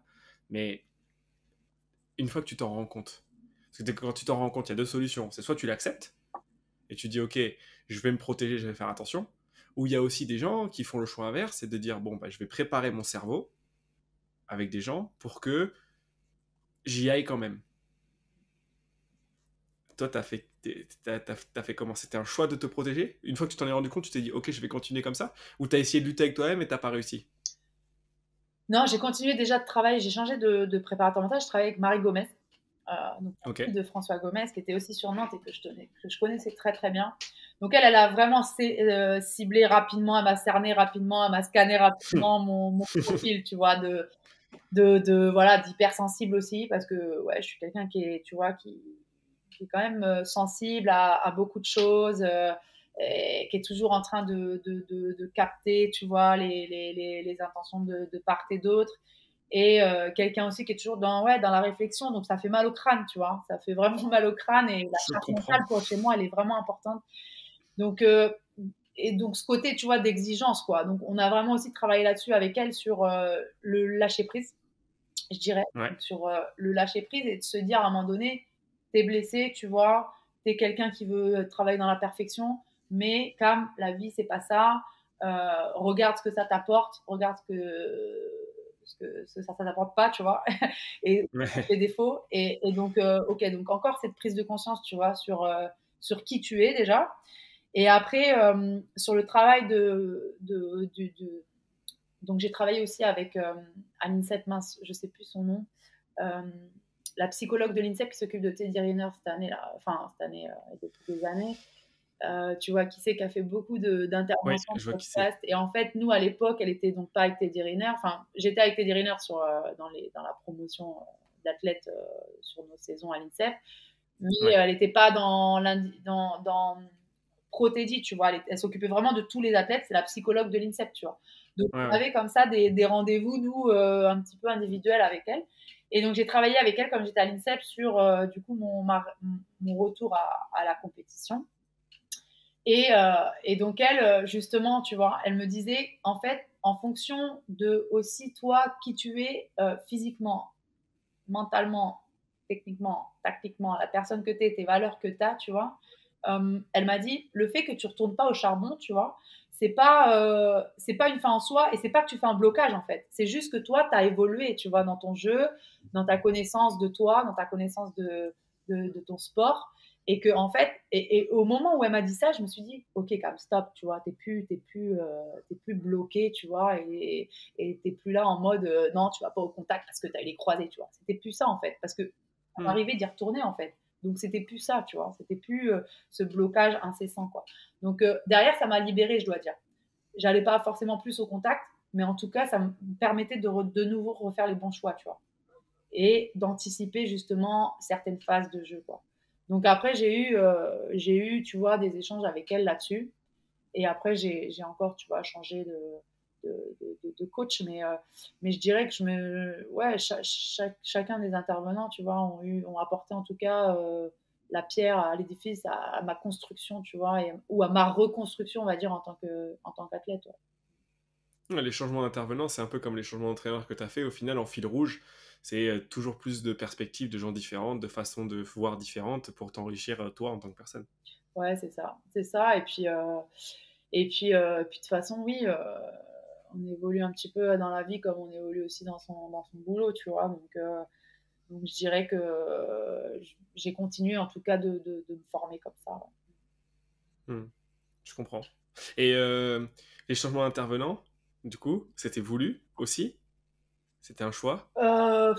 Bon, tu sais, quand tu es jeune, tu peux pas mettre trop de moyens financiers là-dessus. Donc, Je je sais. dirais que les années avant l'INSEP, c'est plus mes parents, tu sais, qui m'avaient payé des Ok. séances de sophro, des petites séances de coach mental avec Nicolas notamment. Après, ouais, c'est un investissement personnel, tu vois. Mais bon, maintenant que tu es adulte et que tu prends conscience que c'est pour ton bien-être, tu vois, tu le fais. J'ai travaillé aussi avec Nathalie Boursiac. Euh, et sur la région Midi-Pyrénées, tu vois, et qui accompagne les athlètes de haut niveau, des coachs, qui est formé à l'intelligence émotionnelle. Donc, c'est, tu vois, des, des thèmes qui m'ont aussi, dont lequel je suis hypersensible et que je connais depuis un certain bout de temps. Donc on a beaucoup d'échanges là-dessus, en tout cas aussi sur l'accompagnement des jeunes joueurs et les dynamiques dans le sport, tu vois. Ouais. C'est... Est-ce que ça a été un travail continu ou est-ce qu'il y a des moments où tu as arrêté, que ce soit par manque de moyens, parce que ça arrive hein, en tant que joueuse de basket, encore plus il y a quelques années, on ne gagnait pas des milliers et des cents. Ou est-ce que c'était toujours en fil rouge de ta carrière et même maintenant en tant que coach, tu as toujours été accompagné? Non, j'ai arrêté, mais en fait, le truc, c'est que depuis que j'ai passé le bac, donc à l'INSEP, tous les ans, je faisais en sorte d'essayer d'avoir un diplôme, tu vois. C'est quelque chose, je te disais, la boulimique de l'apprentissage, là, j'ai vraiment essayé tous les ans d'avoir un diplôme. Bon, bien sûr, tu peux pas avoir des masters tous les ans, hein, tu vois, mais en tout cas, une licence, j'avais adapté. J'ai jamais arrêté les cours, donc quand je suis partie à Valenciennes, je suis rentrée en STAPS. Ça aussi, c'est un autre sujet. C'est un autre sujet, on va dire, euh, le double projet, tu vois. Quand tu es athlète professionnel et sportif professionnel et que tu veux continuer les études, ben, je me suis pris des claques, je me suis pris des portes fermées et je sais que maintenant, il y a des programmes qui sont, tu vois, qui commencent à naître dans les écoles de commerce notamment et les écoles à distance, mais c'est pas suffisant pour moi, tu vois. Donc, j'ai essayé de pas faire des études par défaut. J'aime pas employer ce terme parce que bon, je peux pas le nier, j'aime le sport et me retrouver en STAPS, j'étais très contente, tu vois. Mais c'était pas forcément ce que j'avais voulu faire, en tout cas post-bac. Mais par la force des choses, en fait, tu te retrouves en STAPS, quoi. Parce que, comme je te dis, tu frappes à des portes d'école, tu frappes à des portes d'université, de fac de langue, de fac de... Et on te dit on te refuse parce qu'on te dit, non, Les horaires, les on horaires, les peut distances pas. d'assiduité, tu vois, on peut pas avoir un aménagement individuel de cours. Donc tu te prends des portes, quoi. Donc j'ai fini en stage, j'ai passé une licence en 5 ans, tu vois, au lieu de 3 ans avec des aménagements. Et après, j'ai intégré un master, tu vois, dans une école de commerce à distance. Donc, en fait, j'essayais à chaque fois, tu vois, tous les ans de valider une année, une demi-année, tu vois, un trimestre. Et j'ai pas lâché, tu vois. Et tout ça pour dire que même après le master, en fait, j'essaie de chercher des formations, tu vois, qui pouvaient soit toucher sur forcément le basket. Donc, c'est comme ça que j'ai passé l'année dernière le DES, JEPS. Mais avant, j'ai intégré aussi la formation FIBA, tu vois, pour travailler sur des modules comme alors le développement personnel, le mentoring aussi, l'accompagnement des jeunes athlètes. Euh, il y avait aussi, tu vois, comment ça s'appelle? C'était un programme, c'était un diplôme en trois, en fait, tu vois. Donc, tu avais ce diplôme et tu avais aussi le module sur le sport business, un petit peu guidé par des experts FIBA, tu vois. Donc, tous les ans, tu vois, j'essayais vraiment d'enrichir un petit peu ben, mon, Le mon bagage. bagage, voilà, et de rajouter des cordes à mon arc, tu vois. Et notamment sur le développement personnel, ça, c'est un peu mon chemin de croix, tu vois, je te dis, et j'essaie tous les ans de me former sur un module en particulier, tu vois. Donc, l'accompagnement, non, je l'ai eu, je l'ai moins eu, mais par les formations, en fait, finalement, tu vois, je l'ai eu en, D'une autre façon. en continuité perpétuelle, tu vois, je veux dire. T'aurais voulu faire quoi post-bac, même plus jeune, hein, du coup? Bah, à ton avis, féru de sport que je suis, je voulais être prof de PS. Hein. Ah, tu voulais être prof de PS? Ouais, ouais. Mais par Et contre, post-bac, tu vois, j'aurais souhaité, ouais, intégrer une école de commerce, ouais. En fait, j'ai école de commerce européenne parce que j'ai toujours aimé l'échange des cultures, les voyages. Le voyage forme la jeunesse, tu sais, ça, c'est, c'est quelque chose que je me suis toujours nourrie. D'ailleurs, je me suis toujours, bon, au-delà des filles, des Françaises dans les effectifs que je connaissais, tu vois, de ma génération ou d'autres, je me suis toujours plus entendue souvent avec les étrangères qu'avec avec les Françaises, tu vois. Ou en tout cas, j'ai toujours eu des atomes crochus avec toutes les joueuses étrangères parce que je voulais comprendre, tu vois, leur fonctionnement, les différences de culture. J'avais besoin et d'apprendre aussi les langues étrangères, tu vois, l'anglais, l'espagnol. J'ai appris comme ça, tu vois, par mes interactions avec mes coéquipiers. ça a beaucoup de sens pour moi, parce que je suis tout à fait pareil, donc Polyglotte. ouais, ouais, d'où le maillot, entre autres. Ça, c'est la famille colombienne Ah oui. qui m'a offert ça. Et non, mais moi, ça a été, tu sais, bon, on n'est pas là pour parler de moi, mais une des raisons pour lesquelles je suis sorti de la structure centre de formation, etc., et que j'ai pas voulu continuer, c'est parce qu'en fait, je voulais avoir mes week-ends pour pouvoir aller à droite, à gauche, pour pouvoir aller parler. Et à chaque fois qu'on faisait des stages, je me rappelle d'un stage en particulier, c'était le camp Tony Parker à Fécamp, où il avait fait venir des Américains. Et je sais pas, j'étais resté gaga, quoi. J'avais 14 ans et ces gens-là, ils vivaient à Chicago, à je sais pas où. Et je m'étais dit, oh, mais c'est incroyable, je veux trop savoir comment ils réfléchissent, comment ils pensent, comment ils. Ouais, ok, ils jouent comme ça, mais même la façon dont ils jouent, c'est différent. Enfin, tout est différent. Et quand tu ouvres la porte de la culture, t'en ouvres une. En fait, tu te dis, en fait, tous les autres, ils sont comme ça. Et en fait, tu te rends compte que tous les pays ont des façons de faire. Donc après, même dans chaque pays, il y a plein de régions qui ont des trucs différents. Tu vois, en Espagne, de plus en plus, je suis dans le truc entre la Catalogne et la Castille, etc., essayer de comprendre. Donc, en fait, tout ouvre des portes. Et puis après, ça ouvre des chemins. Hein, moi, je suis pareil que ça. C'est C'est super interminable. C'est intéressant, quoi. interminable. Ouais. Et puis, comme tu vois, t'es le chef, tu vois, qui va piocher un petit peu dans cette recette, dans cette recette, dans cette recette. Exactement. Je me souviens j'ai une amie serbe qui vit à Belgrade. Une fois, je suis allée la voir en vacances et forcément, donc, toutes les vacances pour nous, tu t'entraînes, tu vois. Donc, et, euh, et j'ai failli vomir, quoi. Après chaque entraînement, je vomissais, tu Ah, vois. Je me dis, mais jamais j'ai vomi à un entraînement, tu vois, que j'ai fait en France. Et en fait, je me disais, mais c'est fou comment c'est pas la difficulté ou l'exigence et tout, c'est aussi, tu vois, le changement de contenu, le changement d'organisation, tu vois, sur un entraînement, le changement aussi du personnage, tu vois, face à un coach-chair, c'est pas forcément, tu vois, le même dialecte, la même posture, le même management, les mêmes exigences, tu vois. Donc tout ça, en fait, tu plonges dans un système et t'es pas habitué, t'es pas prête, tu vois. Et du coup, j'ai trouvé ça hyper intéressant, tu vois, de me retrouver là-dedans, dans une salle à Belgrade où il faisait 40 degrés, t'avais pas la clim, 2 heures d'entraînement, à répéter, tu vois. Et à te confronter à des mecs aussi, tu vois, qui étaient pros. Et, non, et franchement, je me disais, mais ah ouais, vous travaillez comme ça, vous. Ok, d'accord, c'est intéressant. Et tu vas piocher, tu vois, en Serbie, tu vas piocher en Espagne, tu vas piocher en Tchéquie, tu vas piocher un peu partout. Et derrière, ouais, du coup, tu deviens tu deviens qui tu es, tu vois, maintenant, en fait. Tu te rends compte que ouais. c'est tes échanges et tes voyages qui font que, ouais, à un moment donné, ben, le rebond offensif, sur le secteur féminin, tu vois, comment tu le construis, pourquoi, pour qui, comment, avec combien de joueurs. Et parce qu'en fait, en Serbie, tu vois, tu as eu des échanges avec, avec Makovic, tu vois, qui t'a dit que, ouais, elle faisait du 1 contre 1 aussi à tous les entraînements et que c'est comme ça qu'elle arrivait à sortir le meilleur de chaque joueuse, tu vois. Et en fait, ouais, tout commence à se, tu vois, à prendre et à se former. Et derrière, ben, ouais, t'as plein de choses t'as plein de choses déjà à construire toi et à partager aussi ensuite, tu vois. La technique du picorage, on Ouais, appelle ça. d'accord. Parce que au final, t'as fait prof de PS, école de commerce, pour au final partir en entraîneur de basket, c'est pas hyper linéaire comme Euh, trajectoire. non, STAPS, j'ai pas fait l'éducation motricité, j'ai choisi la filière management du sport. Ouais, Ok. donc Parce que tu non, disais que tu voulais faire école de commerce à un moment. ouais. C'était pour faire quoi? Du commerce Travailler international? dans l'événementiel sportif parce que ça me faisait rêver, tu Ah, sais, il y avait quand même l'organisation un lien avec le d'événements. sport.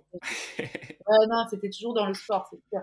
Ouais, ouais. Mais ouais, non, c'était ça. C'était, tu vois, pour travailler sur ces thématiques-là et de aussi après, bon, l'événementiel quand tu es jeune, c'est parce que tu vois, moi, tu me mets dans n'importe quelle salle, dans n'importe quel stade, tu vois, je prends toujours, je suis un enfant, quoi, tu vois, je suis émerveillée, quoi, par le spectacle et tout. Et c'était surtout pour ça, tu vois. Après, j'ai fait mes stages, du coup, dans de l'événementiel sportif et je voyais que c'était quand même assez redondant, toujours la même chose. Moi, je voulais me rapprocher un peu plus du terrain, quoi, tu vois. Ouais. Donc, j'ai commencé à passer mon BE1. C'est vrai qu'à l'époque, j'étais à Toulouse, au TMB, avec Valérie Garnier. Et elle m'avait dit, Cam, c'est la dernière session des brevets d'État. Elle Lance-toi t'a là-dedans. poussé pour devenir entraîneur. On m'a un peu poussé. Et moi, j'avais pas l'intention d'être coach, tu vois, au début. Quand j'étais chaque chose en son temps, tu vois, mon côté scolaire, une chose à la fois. Non, quand j'étais joueuse, il fallait pas me parler de coach, quoi. Mais en Ouais. fait, ce que je me rendais pas compte, c'était que quand j'étais en train de jouer, j'étais déjà un entraîneur. Tu vois. Sur le terrain, j'entraînais déjà mes 4 autres joueuses. Tu vois. J'annonçais les systèmes, je communiquais, je faisais des huddles, tu vois. Je, je réfléchissais sur les systèmes. Je, en fait, t'entraînais déjà, tu vois. Mais tu t'en rends pas compte, en fait, quand t'es joueuse, tu vois. Et ça me rappelle que je t'ai entendu ou je t'ai lu dire que ça t'avait joué des tours de te projeter pendant que t'étais encore joueuse. Parce que quoi? Parce que du coup, t'étais pas à fond dans ta carrière. Comment? Parce que si tu Je dis que dirais t'étais que déjà ça m'a entraîneur, ouais, ça m'a joué des tours un petit peu sur la fin de ma carrière, je dirais, ça c'est sûr, avec du recul, tu vois, mes 2 dernières saisons en tant que joueuse, ouais, mes pauvres coachs, mes pauvres coachs, quoi.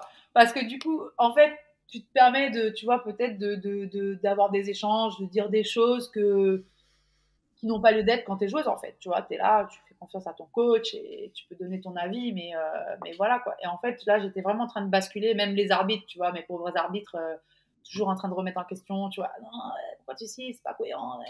En fait, non, j'étais déjà en train de basculer là, là, je me suis dit, il est temps que j'arrête parce que je deviens peut-être chiante, tu vois. Et, donc là, ouais, je pense que ça m'a joué des tours. Après, sur, euh, sur l'ensemble de ma carrière de joueuse, je dirais que je pense ne pas avoir été assez égoïste, tu vois. Euh, Dans le sens où, comme je te disais, moi, pour moi, gagner un match, c'était sans compter sur l'efficacité collective. Et donc, à un moment donné, je me mettais souvent en retrait quand même. J'étais pas le genre de joueuse, tu vois, je jouais pas, j'allais frapper à la porte du coach, tu vois, et ouais. pourquoi je joue pas, et voilà, tu vois. Voilà, je faisais confiance. Euh, je rongeais mon frein en silence quand même, parce que je peux pas te dire que je n'étais pas frustrée, tu vois. Mais en tout cas, je me pliais, quoi, tu vois, au choix. Et voilà, quoi. Donc, parce que je savais que pour moi, le banc, il était aussi important que le starting five, tu vois. Euh, et des fois, je savais qu'il était même plus important, tu vois. Je l'ai vécu en tant que joueuse et Bien on sûr, avait un impact encore plus important qu'en démarrant le match, tu vois. bien sûr. Mais donc moi, je savais que de toute façon, j'allais apporter ce que je devais apporter, tu vois. Après, que t'aies pas la reconnaissance, bon, bah, c'est comme ça, tu dois dealer avec. J'ai envie de te dire, bah non, c'est vrai que t'as quand même rarement de la reconnaissance. Mais toi, quand tu sais ce que tu fais, tu sais ce que tu vaux, tu vois, Ouais. t'es reconnaissant envers toi-même, t'as pas besoin des autres, tu vois. Mais c'est vrai que je dirais que ça m'a joué des tours dans le sens où on se refait pas, mais je pense que des fois, si j'avais peut-être frappé à la porte d'un ou deux coachs, peut-être que ça serait passé différemment, tu vois. Ouais. Mais voilà, je crois en la justice, je te dis, Voilà, c'était pas la fin, sur la fin de ma carrière, c'était un petit peu différent. Hein. Je te dis, j'étais un peu Je comprends. plus pour mes coachs, mais en tout cas, sur l'ensemble de ma carrière, ouais, j'ai toujours respecté, tu vois, mon rôle, quoi. Mon rôle T'étais en train de faire le passage. Et donc, forcément, quand tu es en train de passer d'un endroit à un autre, tu es en déséquilibre, quoi.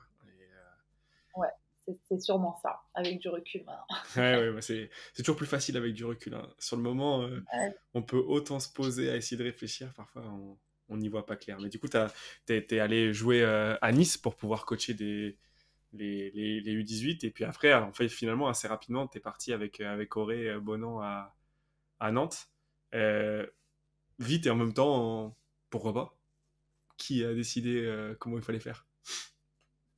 Ouais, bon, en fait, le truc, c'est que moi, je suis quelqu'un de vraiment. Les valeurs de la famille, tu vois, j'ai vraiment ces valeurs-là. On est vraiment hyper proches, on communique beaucoup avec mon frère et ma soeur, avec mes parents. Donc, moi, quand tu me parles de la région, ben, je suis là, quoi. Tu vois. Donc, déjà, voilà, je suis sensible tu sais, je suis tellement partie jeune. Ben, je te le disais, je suis tellement partie jeune, je suis partie à 14 ans. J'ai vécu loin de mes familles, j'ai pas passé beaucoup de vacances avec C'est eux, dur. j'ai pas vu grandir mon frère comme j'aurais dû, tu vois, le voir. Donc, euh, ouais, quand je peux passer du temps avec ma famille, tu vois, je dis jamais non, quoi. Donc pour moi, allier ma passion, mon métier avec aussi mon entourage, ben, ça n'a pas de prix, quoi. Hmm. C'est vrai qu'en quittant Basketland, j'avais dit bon, à mon agent, tu vois, j'ai envie de commencer à coacher. Mais je crois que c'était l'année, oui, c'était l'année Covid. J'ai envie de commencer à coacher, mais je crois qu'il faut quand même que je continue de jouer parce que j'ai pas fait mon deuil, tu vois. Et, euh, et donc, du coup, je pars sur Nice sur un double projet, entraînement et coach des U18 et joueuse de N1. Et c'est l'année Covid, tu vois, donc on fait 4 mois ou 6 mois et ça s'arrête quoi. Je dirais que en tout cas pour faire mon deuil de joueuse, tu vois, pro, ça a été l'idéal pour moi, tu vois, vraiment, parce que ça m'a permis aussi bon, tu passes de l'Eurocoupe Basketland à la N1, tu vois, donc tu fais quand même un gap important. Et là, c'est pareil, j'étais en guéguerre avec moi et j'ai dit non, stop, calme, t'es trop frustré, là, il y a un truc qui va pas, faut que t'arrêtes. En fait, il fallait juste que t'arrêtes de jouer, c'est tout, tu vois. Et tu te concentres sur l'entraînement. Et par contre, le contact avec les jeunes, ça m'a vraiment plu. Et après, derrière, dans la foulée, donc il y a Auré qui me contacte pour venir l'assister à Nantes. Donc pour moi, voilà, déjà, je suis reconnaissante parce que c'est avec mon peu d'expérience, tu vois, de rentrer dans un staff de première division, donc, c'est une aubaine, surtout à domicile. C'était parfait pour moi, tu vois. Ouais, parce que la transition, elle a été vachement. Et il n'y a pas beaucoup de gens qui disent ça d'ailleurs, que la transition, elle a été super facile, entre guillemets. C'est pas facile le mot, mais tu vois ce que je veux dire. Il faut, encore une fois, hein, il faut de la maturité pour dire là, ça va pas, là, ce que je suis en train de faire, tu vois. Je me sens pas bien. Bon, après, faut avoir l'opportunité aussi pour pouvoir se lancer sur autre chose. Mais ça montre de la maturité de. Après, je dirais pas que du coup ça a été facile sur le papier, parce Ah, que mais du ça coup l'est jamais. t'enchaînes tes expériences et c'est super et c'est génial et pour ça c'est top, tu vois. Et je te dis, j'en suis vraiment reconnaissante. Après, euh, quand tu finis ta carrière de joueuse pro, quand même, avec du recul, c'est pas. En fait, ça aurait été bien aussi d'avoir, tu vois, un peu de prendre le temps, tu vois, de fermer ton livre et d'en rouvrir un autre et c'est pas des choses qui se font en quelques mois, en quelques semaines Ouais, et non. tout, tu vois. Comme je te dis, j'ai facilement tourné la page de la joueuse dans le sens où, pour moi, je voulais plus jouer, tu vois. Ça, c'était clair et net, tu vois. Je voulais plus jouer. Et même encore aujourd'hui, mes potes là de N2 à Avrier, ah, calme, tu remets le short et tout. Non, tu vois, non, fini, tu vois, fini.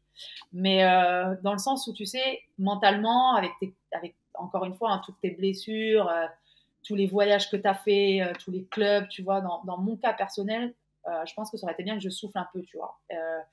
Que je souffle un peu, que je prenne du recul, que je prenne le temps aussi voilà, de faire le point un petit peu sur ce que j'avais vécu, tu vois, sur tout ça et sur l'après. Ouais. Et, euh, et mais bon, là, je te dis, par la force des expériences et la force des choses, bon, bam, je me suis remis la tête dans le guidon directement. Et ouais, ça a été après 2 années là à Nantes hyper. hyper fatigante, en tout cas mentalement, parce que tu passes d'un statut de joueuse à un statut de coach, avec le statut d'assistante qui est super énergivore. Hein, tu vois, tu fais de la vidéo tous les jours, 7 jours sur 7, t'as pas d'heure, tu voyages aussi beaucoup, tu vois, tu es sur l'entraînement individuel. Et puis bon, quand t'as pas les résultats collectifs, bah forcément, tu vois, ça te fatigue encore plus, quoi. Donc, euh, donc ouais, je dirais que ça a été 2 années, on va dire, super enrichissantes parce que tes objectifs de moyens, ils ont été, je dirais, ouais, les objectifs de moyens, ils ont été remplis parce que j'ai beaucoup appris. J'ai passé aussi mon DES l'année dernière. Après, les objectifs de résultats collectifs, forcément, ils sont pas bons, tu vois, parce que tu fais 2 années de descente et que forcément, ça t'impacte, tu vois.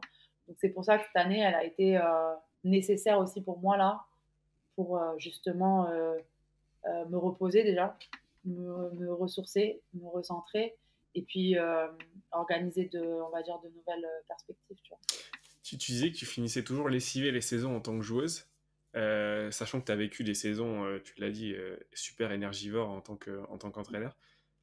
En termes de fatigue, c'est pas la même fatigue. Pour le coup, il y en a une qui est plus physique, il y en a une qui est beaucoup plus mentale, même si quand c'est dur, là, forcément, tu as de la fatigue aussi dans le corps. Comment tu les comparerais, les deux? Euh, c'est pas C'est pas facile une comme question facile, question je suis parce que désolé.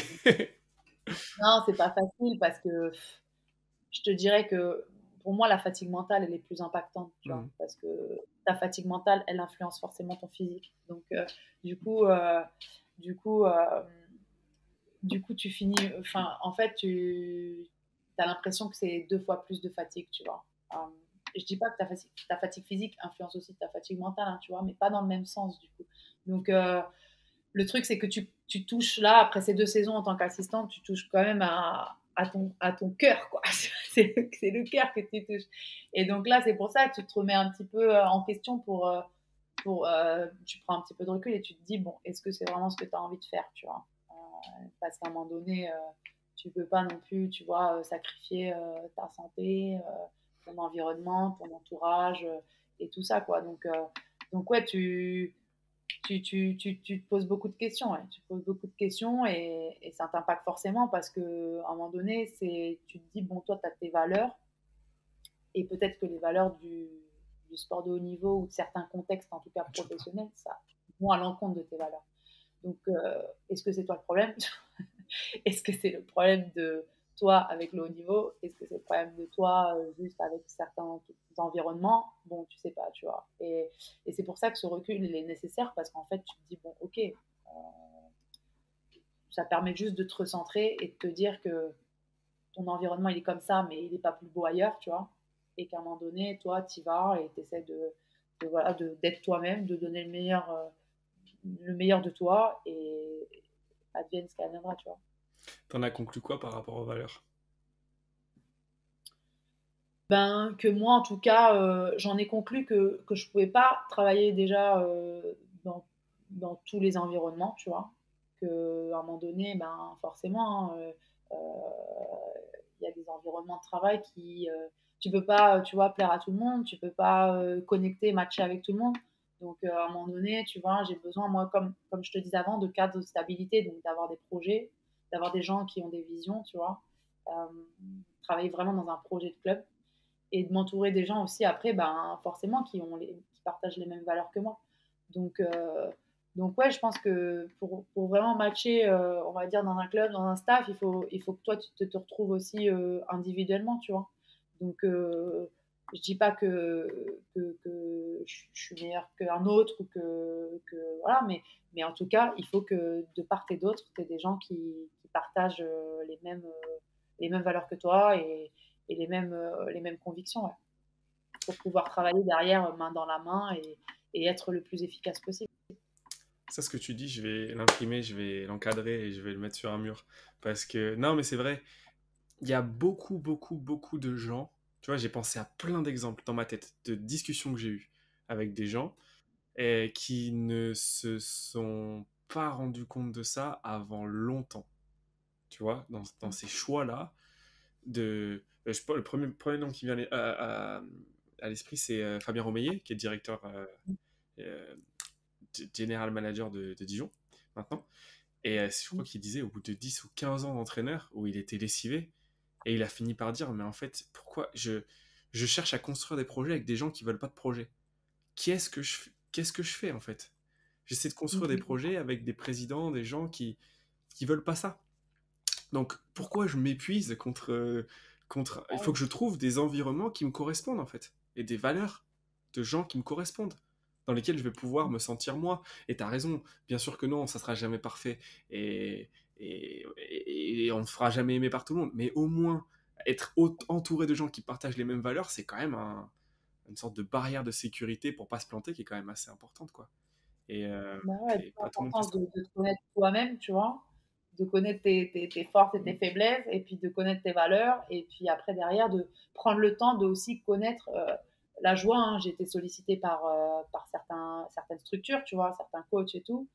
Ben voilà, de prendre le temps d'avoir des entretiens et d'échanger et de dire toi tes conditions favorables pour que tu donnes ton max, tu vois, de pas avoir peur de les dire parce qu'à un moment donné derrière si tu veux être performante, tu sais que ça c'est des non négociables, tu vois, que tu as vécu t'as eu des expériences en tant que joueuse, en tant qu'entraîneur qui sont plus ou moins bien passées, donc voilà, tu essayes de reproduire un petit peu le modèle de ce que tu as pu avoir quand tu as été performante pour favoriser en tout cas l'effort collectif, tu vois, et Hmm. la performance collective. Et de prendre le temps aussi de connaître les gens, oui, avec qui l'humain, tu vois, de connaître la personne avec qui tu vas travailler pour voir si tu peux être justement en accord ou pas, quoi. Et après forcément, moi, je ne veux pas travailler avec des gens comme moi, tu vois, mais juste, en tout cas, des gens qui me comprennent, qui me connaissent, qui sachent comment je vais travailler et derrière qui vont faire en sorte que les échanges ils vont bien se passer, tu vois. Parce que sinon tu vis des saisons trop galères, tu vois. Trop galères. C'est impossible de toute façon de travailler qu'avec des gens qui nous ressemblent Ouais. et qui sont comme nous. D'ailleurs, ce serait pas drôle de manière générale, puisqu'on parle de partage et d'aller chercher des choses de gens différents. Mais il y a quand même des valeurs à partager, des choses, tu vois, qui sont en commun. Et là où je suis totalement d'accord avec toi. Et c'est quand même la base, c'est quand même le pilier pour avoir des bonnes relations et pour pouvoir faire que même quand c'est difficile, pour tout le monde, au moins on puisse s'appuyer sur des choses en commun. Je suis d'accord. Donc j'espère que tu trouveras ça dans ton futur projet. Merci. Ouais, c'est Merci. super difficile, hein. Et, Non, mais là, c'était l'objectif un peu de cette année aussi, tu vois, de continuer, donc de passer le concours. Hein, là, j'ai passé les écrits, donc maintenant en route pour les euros. Et voilà, de comprendre vraiment où je suis, tu vois, et où je veux aller aussi, quoi. Voilà, ça m'a fait du bien. Tout ça en continuant, tu sais très bien, les voyages. Euh, parce que le basket aussi, il évolue. Les gens qu'on a en face de nous aussi, ils évoluent. Les publics, donc il faut sans cesse, tu vois, te renouveler et tout ça. Mais ouais, c'était nécessaire, tu vois. C'était vraiment nécessaire, quoi. Et d'ailleurs, je pense que, ouais, même si dans les saisons où ça se passe bien, tu vois, peut-être plus tard, je pense que, ouais, de peut-être se poser, tu vois, un an tous les 3 ou tous les 5 ans, par exemple, tu vois, je pense que tous les coachs, ils auraient besoin de ce break, quoi. Donc, en tout cas, moi, ouais, je les encourage parce que je vois bien, hein, je vois bien comment les coachs ils terminent et c'est un métier passion, hein, donc t'as pas de limite.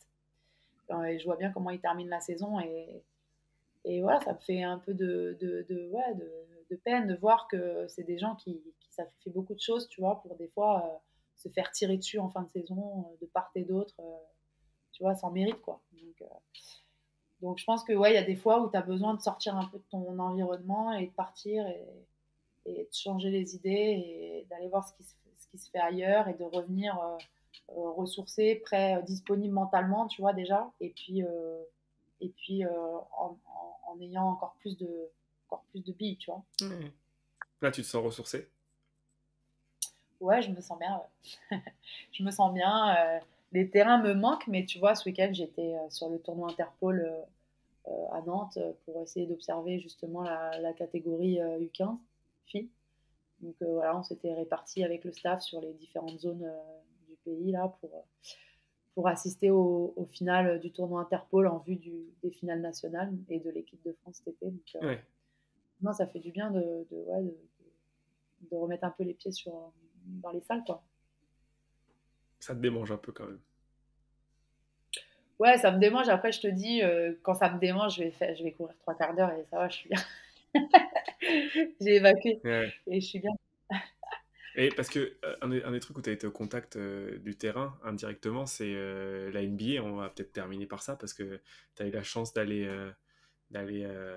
visiter avec les Minnesota Timberwolves, d'aller voir ce que c'était de l'intérieur, Mhm. sachant que c'est pas, on parle pas du même monde hein, concrètement. Euh, voilà. Qu'est-ce que toi en arrivant, tu savais déjà un peu comment c'était organisé une franchise NBA? Pas du tout. Qu'est-ce qui t'a surpris? Pas du tout. Moi, la NBA, je la regardais vraiment rarement, en fait. Tu vois, moi, j'adore le basket Euroleague, donc le basket européen. Donc, c'est vrai que depuis des années, je me concentre vraiment un petit peu sur le basket européen. Puis, moi, j'aime bien regarder les lives, tu vois. J'aime pas regarder des replays, donc des matchs replays. Donc, tu vois, par la force des choses, Ouais. avec le décalage horaire, bah, la NBA, tu vois, ça passe pas ou à la télé en journée. Donc ouais, non, je connaissais pas du tout, tu vois. J'étais allée voir un match de WNBA à Ouais. Los Angeles, au Sparks, et c'est tout. J'avais déjà regardé des matchs NBA à la télé, mais chaque fois, tu sais, en zapping, parce que c'est long, très long. Trop. Et, euh, et voilà, c'est tout, quoi, tu vois. Ouais. Et donc, qu'est-ce qui t'a Donc, surpris en arrivant? ce qui m'a surpris déjà, bon, on avait visité dans le cadre du DES l'année dernière à Milan, tu sais, avec Messina, Ettore Messina. Donc lui qui a quand même fait pas mal d'années, tu vois, aux Spurs avec Popovic et tout, donc qui est sur un fonctionnement NBA, tu vois. Donc lui, il avait déjà sur ses entraînements amené, tu sais, les entraînements vraiment hyper réduits, format NBA, pour que les joueurs ils viennent qu'une fois à la salle, qu'ils aient leur entraînement individualisé sur la paire physique, tu vois, l'entraînement derrière la récup et tout. Donc et le rythme de l'entraînement, tu vois. Donc ça m'avait marqué chez Messina et du coup je l'ai retrouvé aussi en NBA puisque c'est le format, tu vois. Ouais. Euh, Déjà sur l'organisation, tu vois, d'un entraînement, quoi, tu vois.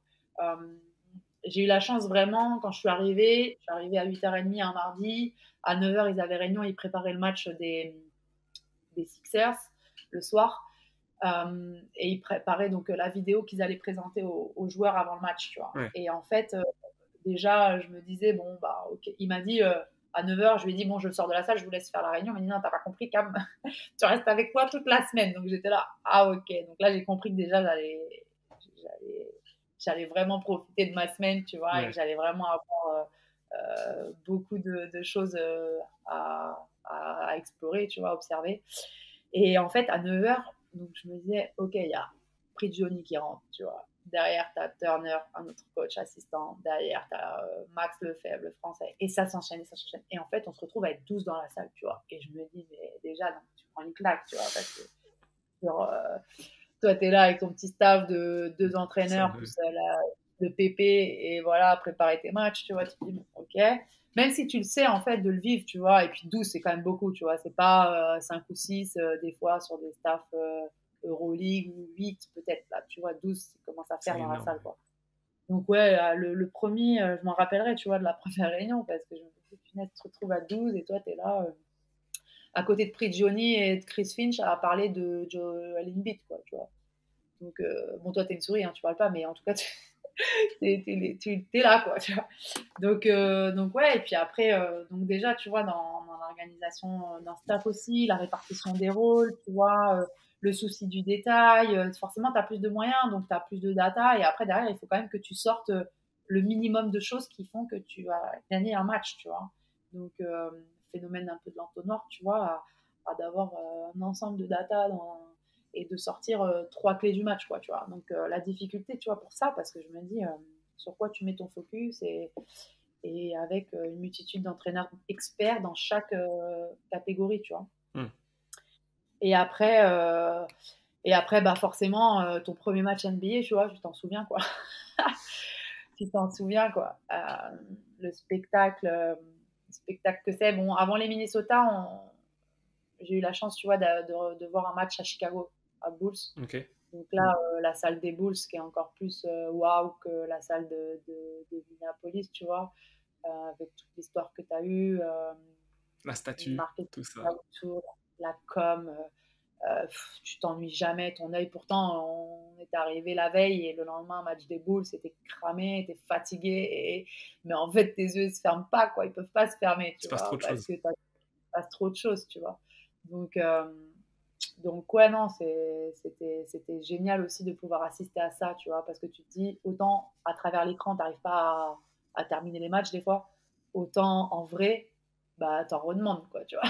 T'en redemandes et tout est animé, tu vois. Tout est animé, en fait, autour du jeu, quoi. Mm. Donc, voilà. Après, je dirais, ouais, ces deux aspects-là, ça c'est sûr. Et après, ils m'ont organisé vraiment des réunions, tu vois, tout au long de la semaine avec les coachs, en fait. Donc, des réunions individuelles pour qu'on puisse avoir un échange un peu plus approfondi, quoi. Et donc, j'ai rencontré, tu vois, le responsable de la cellule de performance, donc du développement du joueur, Prigioni aussi, donc lui qui est responsable de l'attaque, tu vois, son assistant, le préparateur physique aussi, le responsable de la cellule de conditioning, tu sais, Mm. le data analyst, et puis les deux Français, parce que ils ont la chance d'avoir deux Français dans le staff, tu vois. Il y en a un qui est arrivé cette année, et apparemment, c'est les deux seuls coachs français, en tout cas en NBA. Donc c'était cool, parce que du coup, tu parles dans ta langue, donc ça te permet d'aller aussi un petit peu plus loin dans les choses et, dans les échanges. Et puis voilà, plus forcément le coach Finch, tu vois, qui m'a ouvert même son playbook, quoi, tu vois. Donc, pour te dire, c'était. Moi, je voulais vraiment y aller déjà là-bas. Je m'étais dit, j'avais deux. Je suis partie, tu vois, en me disant, Cam, est-ce que c'est vrai qu'en NBA, on défend pas, tu vois? Est-ce que là, parce que tu sais, c'est toujours les clichés de en NBA, on défend pas, c'est un sport basé sur l'attaque et tout. Donc, tu vois, je me disais déjà, essaie de comprendre pourquoi ça se passe comme ça, tu vois. Et moi, j'avais pas non plus, tu vois, toutes les données sur le règlement NBA par rapport au règlement européen. Donc, déjà, les règles de jeu, tu vois, le code de jeu. Donc, j'ai compris que déjà, certaines règles favorisaient quand même beaucoup l'attaque et donc t'empêchaient quand même d'avoir des aides défensives et tout ça. Donc, tu vois, déjà les règles, le règlement, et puis derrière, les mecs la dimension athlétique, tu vois, elle est vraiment nette, quoi, elle est vraiment marquée. Ils sont tellement forts, tu vois, intrinsèquement et aussi techniquement. Donc derrière, ça va très très vite, tu vois. Le pace of the game, tu vois, comme on dit, Ouais. c'est vraiment impressionnant en fait quand tu le vois, tu vois, de tes propres yeux, au-delà de la télé. Tu sais, la télé, tu as le champ global. Là, ça te permet vraiment de suivre le joueur de A à Z, le joueur sans ballon, tu vois, le porteur de balle. Et tu te dis, bon, ok, en fait, c'est peut-être difficile aussi à un moment donné, je pense, de défendre un NBA d'un point de vue réglementaire, d'un point de vue physique, d'un point de vue technique, tu vois. Euh, Tout ça rentre en compte. Et après, moi, je me disais, je pars aussi pour voir comment il favorise justement le travail offensif euh, et le développement du joueur et comment il favorise l'attaque, tu vois, qu'est-ce qu'ils mettent en place. Et Ouais. pour ça, bon, j'avais été en contact avec Chris Finch par l'intermédiaire de ma formation FIBA, tu vois, sur le développement du jeu, du read and react, tu vois, le jeu de concept. Donc, j'avais rencontré Eito Garcia avant à Badalone, tu sais, quand il était à Badalone encore, et Chris Finch, qui sont, tu vois, deux coachs un peu précurseurs aussi sur le read and react et sur le jeu de lecture. Donc, j'ai eu beaucoup d'échanges avec lui sur voilà, comment il organisait aussi sa pré-saison, tu vois. Donc, qu'est-ce qu'il mettait en place pour justement développer ça chez les joueurs, euh, développer son jeu de concept, donc le jeu sans ballon, tu vois, le jeu autour de la balle, du spacing, du timing, et après le développement du joueur, tu vois, individuellement. Mm. Donc, donc on a eu des échanges autour de tout ça, ouais, tu vois. Donc c'était vraiment, en tout cas, les deux raisons.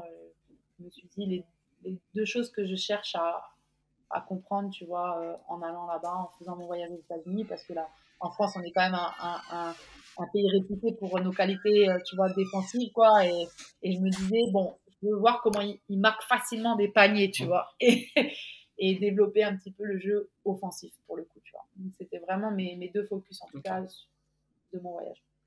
C'est des athlètes incroyables déjà. Enfin, ils ont. c'est pas les mêmes. Ouais, ils sont pas faits dans le même matériau que les gens normaux. Et puis il y a aussi un truc en NBA qui est incroyable. Moi, je trouve qu'on n'en parle pas assez, c'est qu'il y a une adresse générale. Ils mettent tous des tirs. Tous, tous, tous. Et pas un peu, hein. Tous. Mm.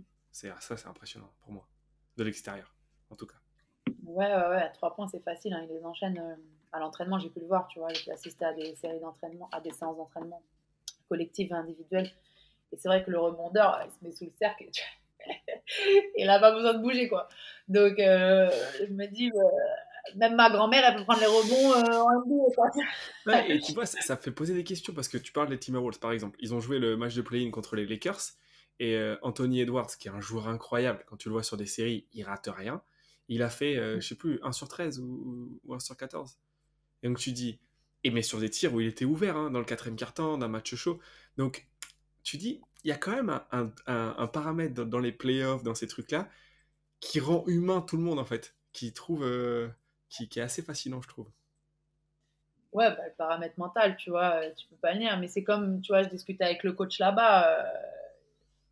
Je disais, bah, justement, comment tu gères un joueur, tu vois, comme Anthony Edwards par rapport à d'autres joueurs, tu vois, qui a un statut All-Star et tout. Et en fait, voilà, il m'expliquait que déjà, on oublie que Edwards, il est quand même assez jeune, tu Il est vois. super jeune. Il a des performances, tu vois, hyper importantes, mais qu'il est quand même jeune, tu vois. Donc il y a ça, et que c'était un mec qui avait tout le temps faim, en fait, tu vois. Il a tout le temps faim, pas parce qu'il veut écraser les gens, mais tu vois, il a tout le temps envie de scorer, envie de marquer, donc il est moins dans la passe et tout. Et en fait, lui, il essaie de lui lancer des défis, tu vois, de lui lancer des défis sur des passes d'aise sur les matchs, tu vois, de lui lancer des challenges comme ça pour essayer de le faire prendre conscience que, ouais, que, tu vois, il faut qu'il soit aussi dans la création pour, euh, pour, euh, pour progresser, tu vois, parce que là, à un moment donné, tu peux pas non plus exister que par le scoring. Donc tu vois, quand tu regardes d'autres joueurs comme LeBron ou comme Stephen Curry, bon, Stephen Curry, c'est pas le même poste, mais en tout cas, des joueurs maintenant All-Star et confirmés NBA, ils sont aussi dans le partage et, euh, et, euh, et dans les passes, tu vois. Donc lui, il essaie de un peu aller le chercher là-dessus. Et après, bon, Anthony Edwards, il a été blessé, tu vois, un peu en fin de saison, donc avant les playoffs, avant les play-in, tu vois. Donc je pense qu'il a eu peut-être un peu plus de mal à se remettre dedans. Ils ont eu beaucoup de blessures, donc du fait qu'il avait aussi des gros temps de jeu et tout. Donc je pense que oui, ça a un peu impacté tu vois, ses performances sur les matchs. Mais là, il a l'air d'être bien reparti, Oui, quoi. bien reparti. Ouais. Mais c'est pour ça. C'est-à-dire que c'est ça qui est incroyable. Et on va peut-être terminer sur ça. Mais par exemple, Ray Allen, qui me bat moi, c'est une image. Je pense que c'est une stat qui me paraît tellement incroyable que je l'oublierai jamais. Il avait battu le record de 3 points en finale en 2010 contre les Lakers sur un match où il avait rien raté. Il avait mis 8 3 points. Et sur le reste de la série, il a shooté à 15% ou 10%. Il y a des trucs qui sont juste inexplicables, quoi. C'est aussi. Et, et c'est pas parce que Ah tu ouais, mets c'est pas ça. dedans, parce que c'est quand même compliqué. Et parfois, on oublie que de 7,23 m ou de 6,75 m, lancer un ballon orange, machin, pour qu'il tombe dans le cercle et pose à 3,5 m, bon, c'est pas si facile que ça. Et de jouer tous les jours ou tous les 3 jours, tu vois, Ouais. moi, ils m'ont dit une fois, ils ont eu quand même 5 matchs en 7 jours, en une semaine, tu vois. Sans compter les Donc avions, hein. Ouais, il faut aller ça, là, machin, le truc. franchement, ça m'a vraiment choquée parce que tu vois, on a beaucoup parlé de aussi la petite bagarre de Rudy, tu vois, dernièrement là avec Anderson, mais j'ai pu palper, tu vois, dès que tu rentres dans une salle NBA, même entraînement, tu vois, tu palpes la pression, la tension, tu palpes. Franchement, c'est impressionnant, tu vois. Ouais. Tu palpes parce que les mecs, ben, ils sont toujours dans le rush, tu vois.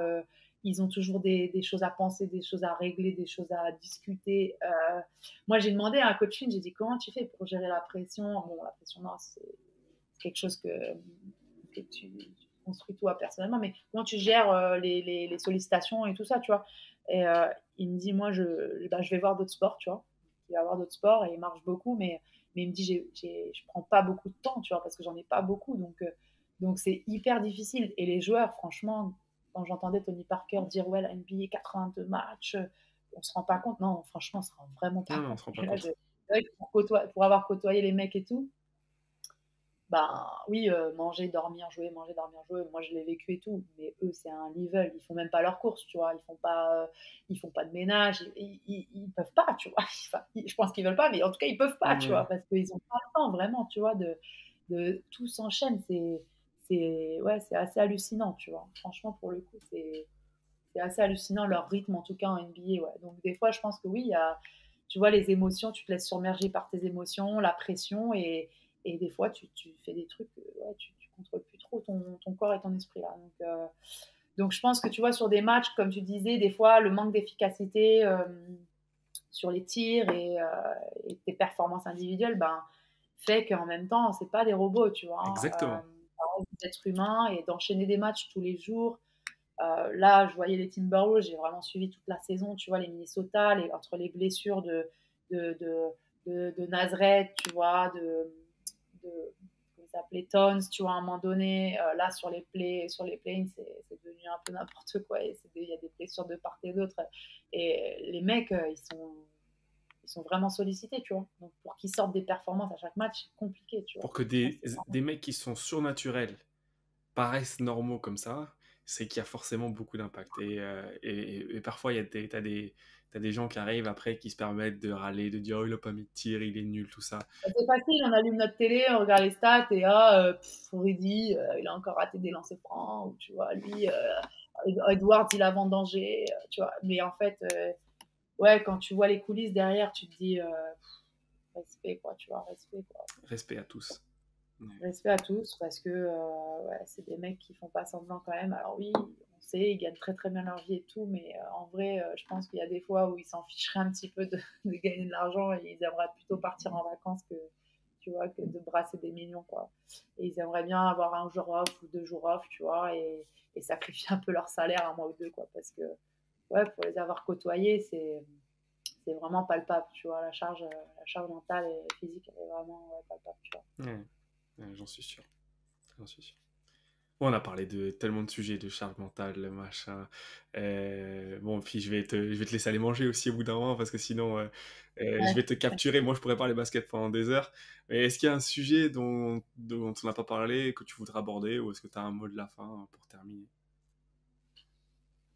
C'est un peu une question Non, je vague, hein. pense qu'on a balayé un peu tous les sujets, tu vois. Je dirais peut-être, non, des livres ou en tout cas des gens qui m'ont, tu vois, inspiré beaucoup ces dernières années. Là, on parle de performance, on parle de résultats et tout, tu vois. Et avec mes rencontres, là, j'ai pu côtoyer, en tout cas rencontrer, tu vois, Claude Fauquet et lire tout ce qu'il avait fait, tous ses écrits avec François Bigrel, tu vois, qui était un prof de PS agrégé sur la performance justement humaine et la performance dans le sport et les 3 univers de la performance. Et je dirais qu'en fait, c'est vrai que tu es là, tu as beau travailler, toi, ta posture, progresser sur les aspects technico-tactiques et tout, mais en fait, le fondement, tu vois, de ton sport, c'est quoi un entraînement, c'est quoi un match en compétition, comment un athlète il apprend, tu vois, c'est toutes ces thématiques-là qui font qu'en fait, toi, tu réfléchis pas à tout ça, tu vois. Tu Mhm. es en train de faire ton métier, mais tu n'as pas réfléchi à décrire et à comprendre toutes ces situations-là qui fait que ton environnement, en fait.